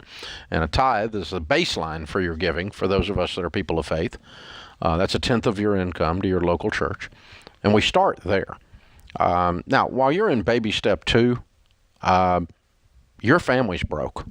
And you take care of your own household first, or you're worse than an unbeliever, is Scripture. That's what the Bible says. So you need to get your family out of the ditch. So during that 2 years, you don't need to be giving away tens of thousands of dollars. Now, I mean, if you find somebody hungry and you want to buy a $5 meal, nobody's ever going to be mad at you for that. That's not the point. I'm not going to be mad at you, period. But the thing is, giving all the way through, tithing all the way through from the day you start our program is what we teach. Some other giving, minor giving in baby step 2 as the Holy Spirit, leads. But mainly in baby step 2, you need to be getting out of debt. Now, once you've done that and you're on to baby steps 3, 4, 5, 6, 7, your giving should increase. That's living like no one else so that later you can live and give like no one else. Now, what we're talking about at baby step 7 is outrageous generosity. I mean, over-the-top stuff that blows your mind. Money where you get to the point that you give away more in a year than you used to make. And that's what we're aiming at, is this crazy levels of generosity. And, you can get there. And lots of our baby step millionaires have gotten there. But you're not giving right now on baby steps 3, 4, or you're on 4, 5, and 6, trying to pay off the house. House will be paid off in 6 months or so. Yeah. And you're not giving there, right? Yeah, you keep giving all the way through, and then once you get to 7, we just dial that thing up as much as we want. We can get crazy with it. And you unpack this masterfully in Financial Peace University. In the final lesson, Outrageous Generosity, you walk everyone through this process, and you get them dreaming. And that's what I love, is you get them dreaming about what could it be like when we have so much money, so much margin left over in our budget, then we can give outrageously. And so you go way beyond the tithe at that point, and you can make crazy things happen. You can do wild offerings at your church. You can help your community. You've got tons of stories in there of ways that people can do this, and that's where things get really fun. Yeah. So, Mandy, George is right. You got bad information. You didn't have good clarity. So if you'd been through Financial Peace University, you'll see very quickly we're teaching the tithe from day one all the way through as a minimum baseline for an evangelical Christian. Off the top, before you do anything else, first fruits. And that's not a legalism thing. It's a matter of the instruction from Scripture. And it's a matter of your heart and setting up. You want to build the giving muscle in your spirit, and then above that, minor giving here or there until you're out of debt and have your emergency fund in place. And then when you break through baby step 3 and you start putting 15% of your income away, even though your home is not paid off, you're not in trouble anymore. But when you're in baby step 2, you're in trouble. Yeah, you're bankruptcy looking for a place to happen, and that's most of America. Yep. And so you've got to be very, very focused to protect your own household there.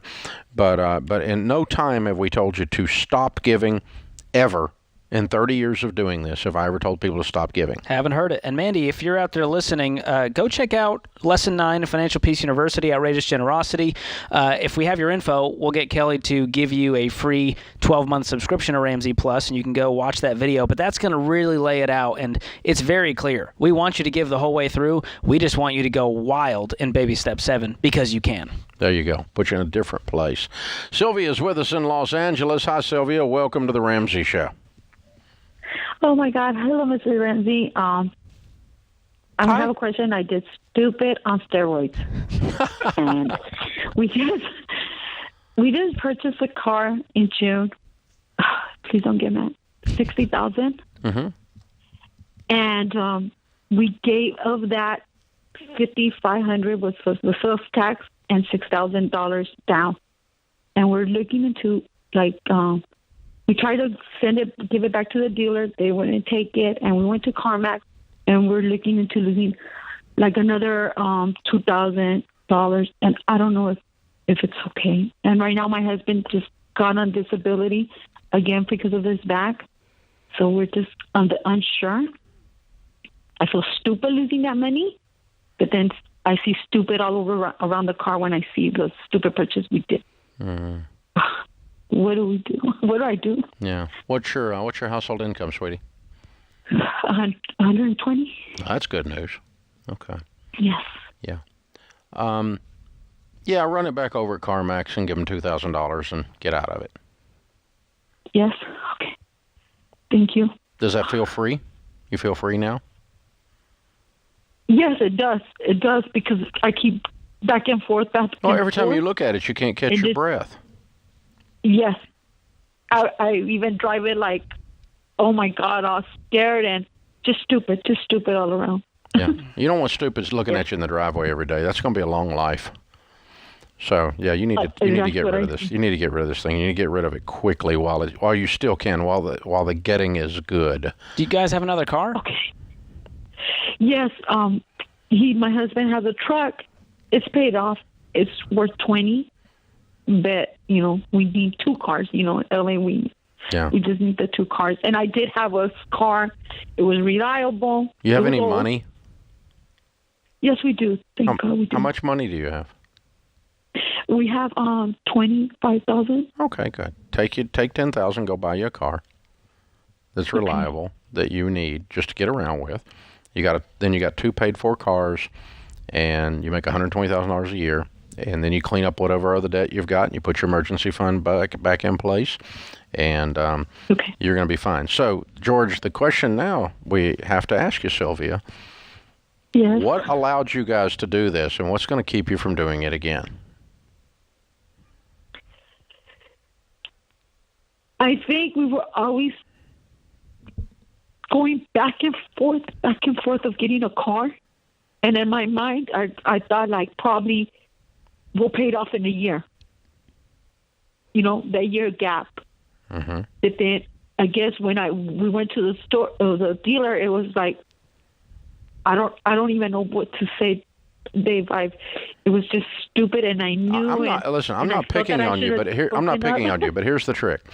I've done a lot of stupid stuff in my life. My goal is to figure out when I did stupid stuff, why I did that, so that I never do it again.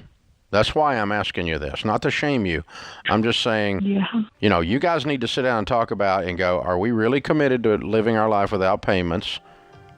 What's going to protect us? What's going to be our little personal behavior insurance policy to keep us from doing this again? Yeah. And Sylvia, I want you to check other places. The market's so hot right now. You can check Carvana, check out all of the Vroom, all these websites, and see if you can get a better deal on this. But Dave's right. And based on our parameters, you can't have your 50% of things with wheels and motors of your household income tied up in this stuff. So you guys got too much car, but you can get out of this thing pretty quick and never do it again. Yeah.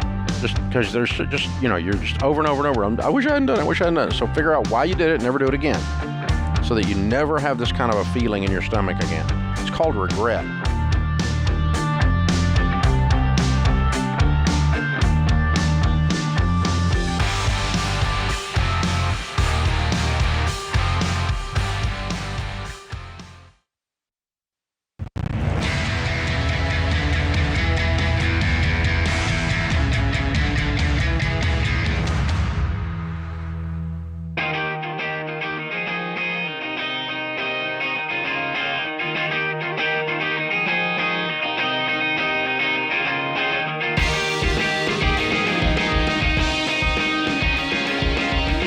In the lobby of Ramsey Solutions on the debt-free stage, Lauren's with us. Hey, Lauren, how are you? Oh, I'm good, Dave. How are you? I'm doing good. Where do you live? I live in Louisville, Kentucky. I love Louisville. It's a great town. Welcome to Nashville. Thank you. All the way down here, a couple of hours, 3 hours or so to make your debt-free scream happen. How much did you pay off? $15,000. Excellent. And how long did this take you? 2.5 years. Very good. And your range of income during that time? $29,000 to $35,000. Cool. What do you do for a living? Well, right now I work at a major automotive company on the assembly line, but I actually quit that this morning, to be honest. This morning? I quit it this morning, yeah, because I didn't want to work there anymore. But I also deliver pizza and I clean a house, and basically I read Christy Wright's book, Business Boutique, and I'm wanting to focus on my own business. Wow. Big step, girl. Yeah. Throughout that time, though, I worked at just a cashier job at a vitamin supplement shop. And I also, before I got on the assembly line, I cleaned at the automotive plant. Okay. So you can do anything. Yeah.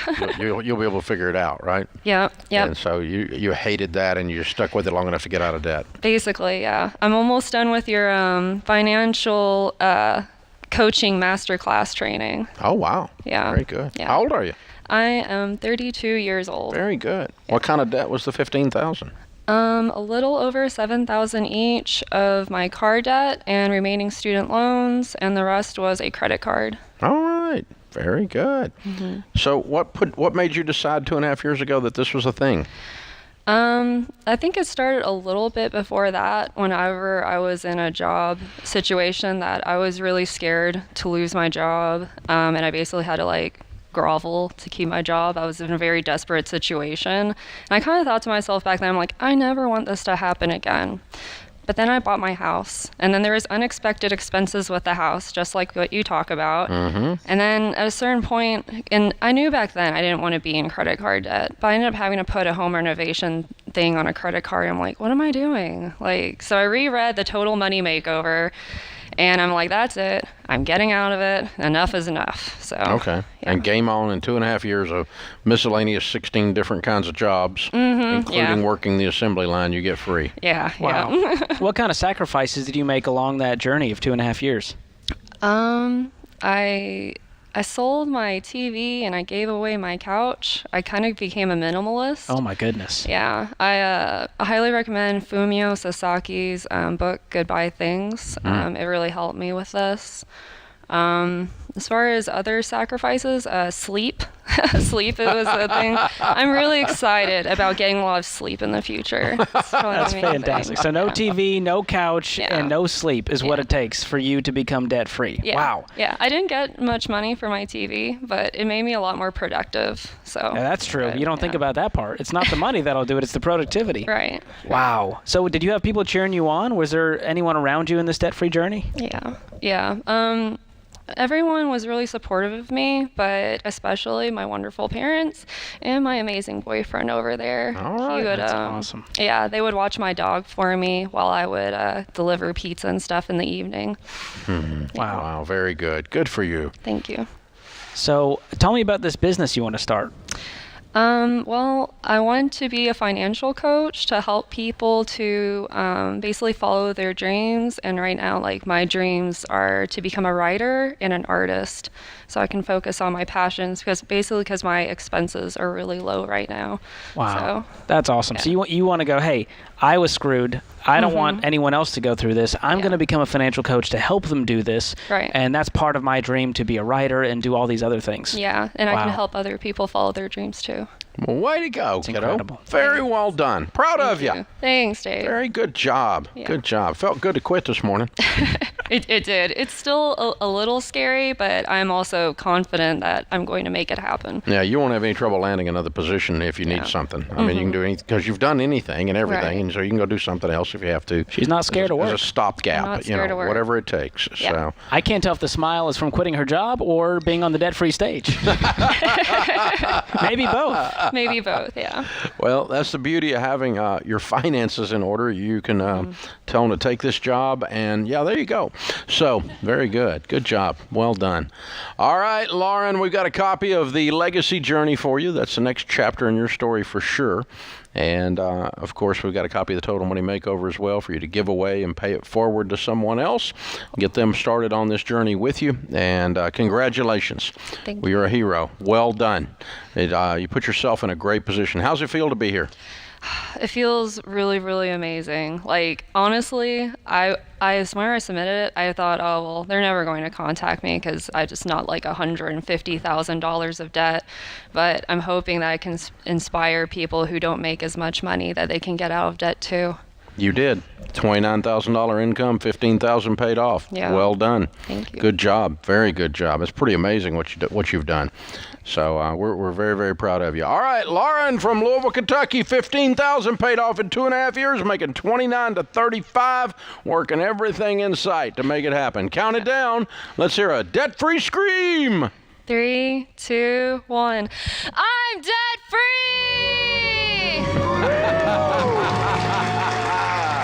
I love it. Woohoo! Man. Dave, she's my age. You know what that tells me?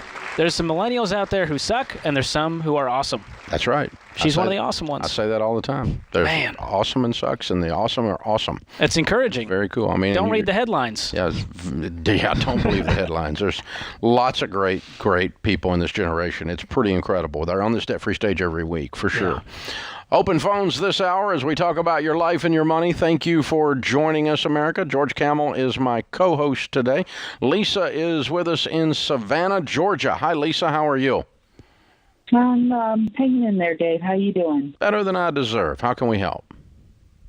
Well, this is kind of a strange call. I was really on track with y'all's program and hoped to have been there to do a debt-free screen anywhere from 3 to 5 years, made a lot of progress.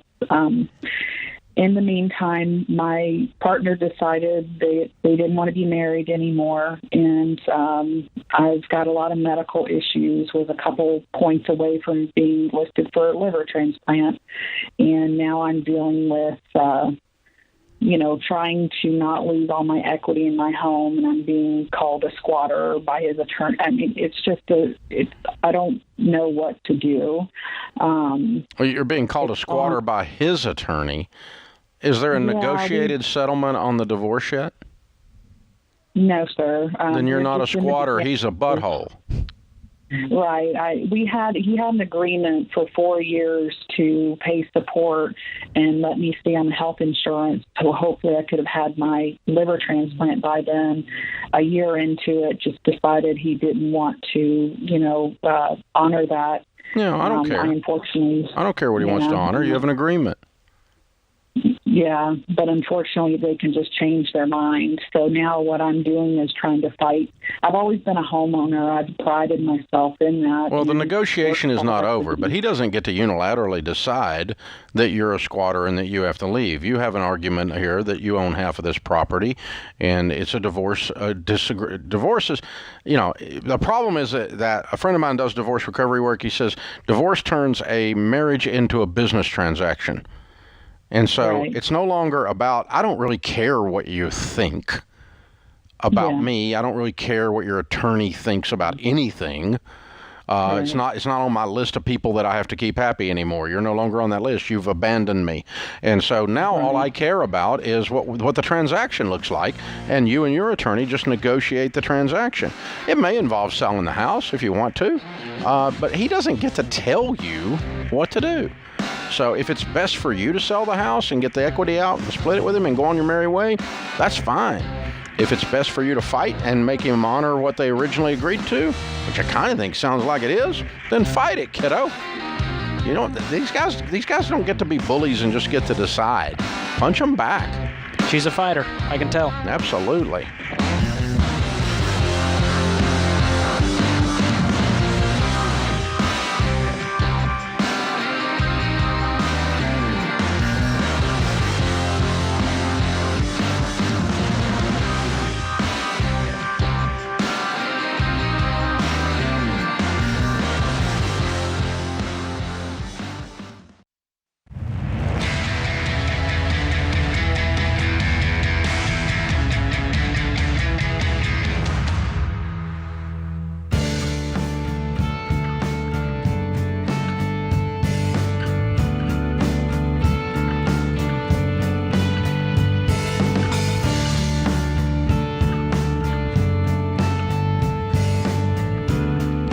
Our scripture of the day, Romans 15:13. May the God of all hope fill you with all joy and peace as you trust in him, so that you may overflow with hope by the power of the Holy Spirit.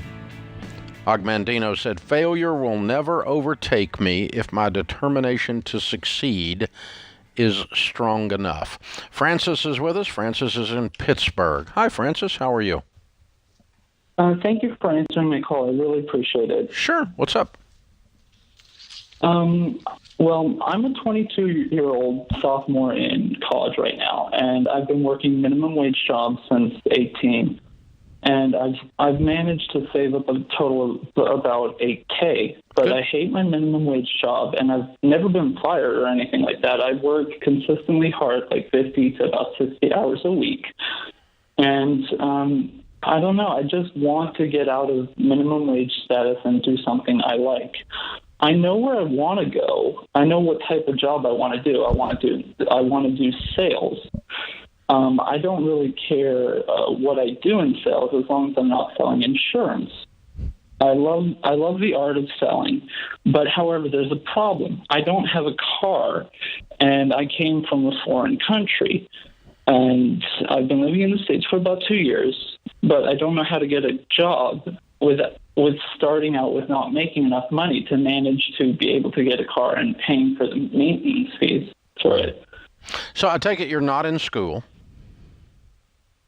This is an off month right now. Are you? No, I'm sorry. Are you in college?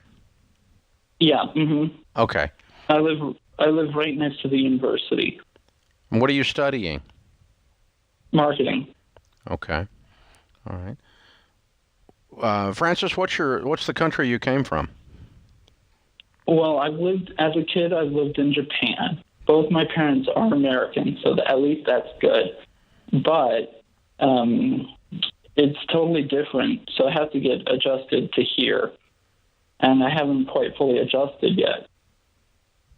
In what way? How long have you been here? I've been in the States for about a year. Okay. So what is the adjustment that needs to happen? I'm not familiar with the cultural difference between Japan and the U.S. that would require an adjustment. I don't understand. Well, it's the fact that in Japan, everything is so compact. They have public transportation. And the fact that I don't really have a way of getting around is killing me. But I don't make enough money to manage to get a car or... You have $8,000. Mm-hmm. Go buy a $3,000 car. But I'm worried it would eat up all my savings. Go buy a $3,000 car. And I'm already in debt. Go buy a $3,000 car with cash. Okay. And then, for God's sakes, never take another minimum wage job. They suck. Yeah, I know they suck. It's really horrible. I mean, go mow grass and walk dogs. You can make $20 an hour doing that. Clean toilets, you can make $25 an hour doing that. Yeah. This is the world of entrepreneurs, my son. Mm-hmm. Enter it. Okay. I'll do whatever it takes. Yeah. And in the meantime, other than paying for the car, what should I do with the other portion of the saved up money? Because I don't want to lose what little I have. Well, you got debt, you said. How much debt do you have? Currently, I have about $25K debt in college. Okay. Student loans? I'm not worried about that today. You're in college. Yeah. Mm-hmm. It's in deferral. And what I want you to do right now is to get your head straight on this career thing to where you go, I have a value in the marketplace, and I'm going to scratch and claw. I'm going to find something to do. So, Francis, I had a young guy that worked here years ago, and he came from Czechoslovakia. And he left here because he was just so entrepreneurial, he couldn't work for anybody. He was just had to be doing something for himself. He was so proud to be in America, so proud to have the opportunity to do anything he wanted to do. And he sent me an email 2 weeks later, and he said, I just bought I went to a garage sale, and I found a guy that was a Nike salesman, and he had all of last year's samples, and he goes, I just bought the whole garage full for $100. I put them on eBay, and in 4 hours, I sold them for $10,000. I love America. So this is his mindset. And so I want you to go about 4 notches his direction from this stinky minimum wage side of the spectrum that you're stuck on. And I want you to go over there where Pavlov lives, and because Pavlov, man, that kid, God, man, I'm like, and he literally wrote at the bottom, what a country. I mean, it's just like, yeah, you dadgum right. There's nowhere else in the world that you can leave a job and in 48 hours you go buy out a Nike garage for salesman's garage sale for $100 to sell it for $10,000 on eBay that afternoon. I mean, it's just, but there's stuff like that all over the place. Yeah. As long as there's garages, we're not going to be unemployed, Yeah. So, my point is, Francis, you don't ever need to take another minimum wage job again. You need to get your head around that. That's the important thing. And then that'll help you to finish your education without any more debt. And then when you graduate with your marketing degree, you're going to have a whole new set of eyes on how you look at things. Yeah, he's going to have a whole new skill set and get a great job in sales. And I want more hunger. I'm seeing a lot of excuses, but Francis is also saying, I'll do whatever it takes. I want to feel that hunger. And I think, like you're saying, there's a lot of opportunity out there to go make some money if that's the issue right now. And once you're out of college, you'll get a bigger shovel. We'll get the student loan debt cleaned up. But I think it's a paradigm shift right now that Francis needs to make. Yeah, there's a lot of stuff you can do to make money in this world. And minimum wage is just, I don't argue with people about the minimum wage because I don't think anybody ought to take that job. I think you ought to go do something else. It's like, McDonald's doesn't pay enough. Great, don't work at McDonald's. Doofus, go do something else. Yeah. Walmart doesn't pay enough. Great, don't work at Walmart. It's a free country. Go work somewhere where you can make more money. But you don't get to tell those people what to do. You just go do your thing. But everybody's so dadgum worried about managing everybody else's business in this country today. Mind your own dadgum business and go do your thing, man. So yeah, you're not gonna get rich, and you're not gonna have anything but financial trouble working minimum wage jobs. And so you got to decide something different. And I mean, man, you can cut grass and make $25 an hour. Yep. So, George, I learned this stuff. I guess I grew up with entrepreneurs. So, I was 12 years old. You weren't scared to mow lawns. I was 12 years old. I had 27 yards to cut. Most of them were $3 to $4 a yard. And I'm such a dadgum math nerd that minimum wage in those days was $1.65 an hour. Wow. Okay, so I figure if I can cut the grass in under an hour for $3, I made double minimum wage. And so I would start a stopwatch and see if I could beat double what my buddies were making flopping whoppers. And so this is how my brain worked my whole life. And so I want to transfer 1 or 2 of those brain cells from me to you, Francis, right now. Bing. Okay, I want you to start thinking that way and go, how can I make double, triple, quadruple? Or matter of fact, where I don't even think about hourly ever again. I just think about profit. Oh, yeah. And there's so many sales jobs out there, entry-level, cold calling stuff. And if he's hungry, he's going to make way more than minimum wage doing that. Hustle and grind, baby. Hustle and grind. And if you know how to sell, you're right. Sell something other than insurance. Get out there and sell something. I don't care what it is. I mean, as long as you're not ashamed of it.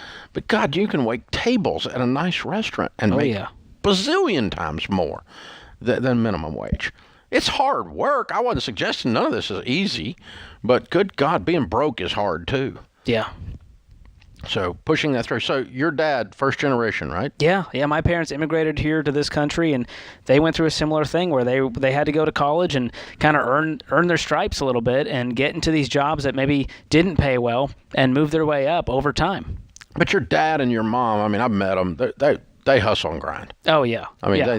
They're Middle Eastern. They're not scared of work, and they like a good hustle, and they're real frugal, so they can make money work. Yeah. And that's the beauty of the American dream right there. Yeah. And then here's, George Camel with a K sitting here, right?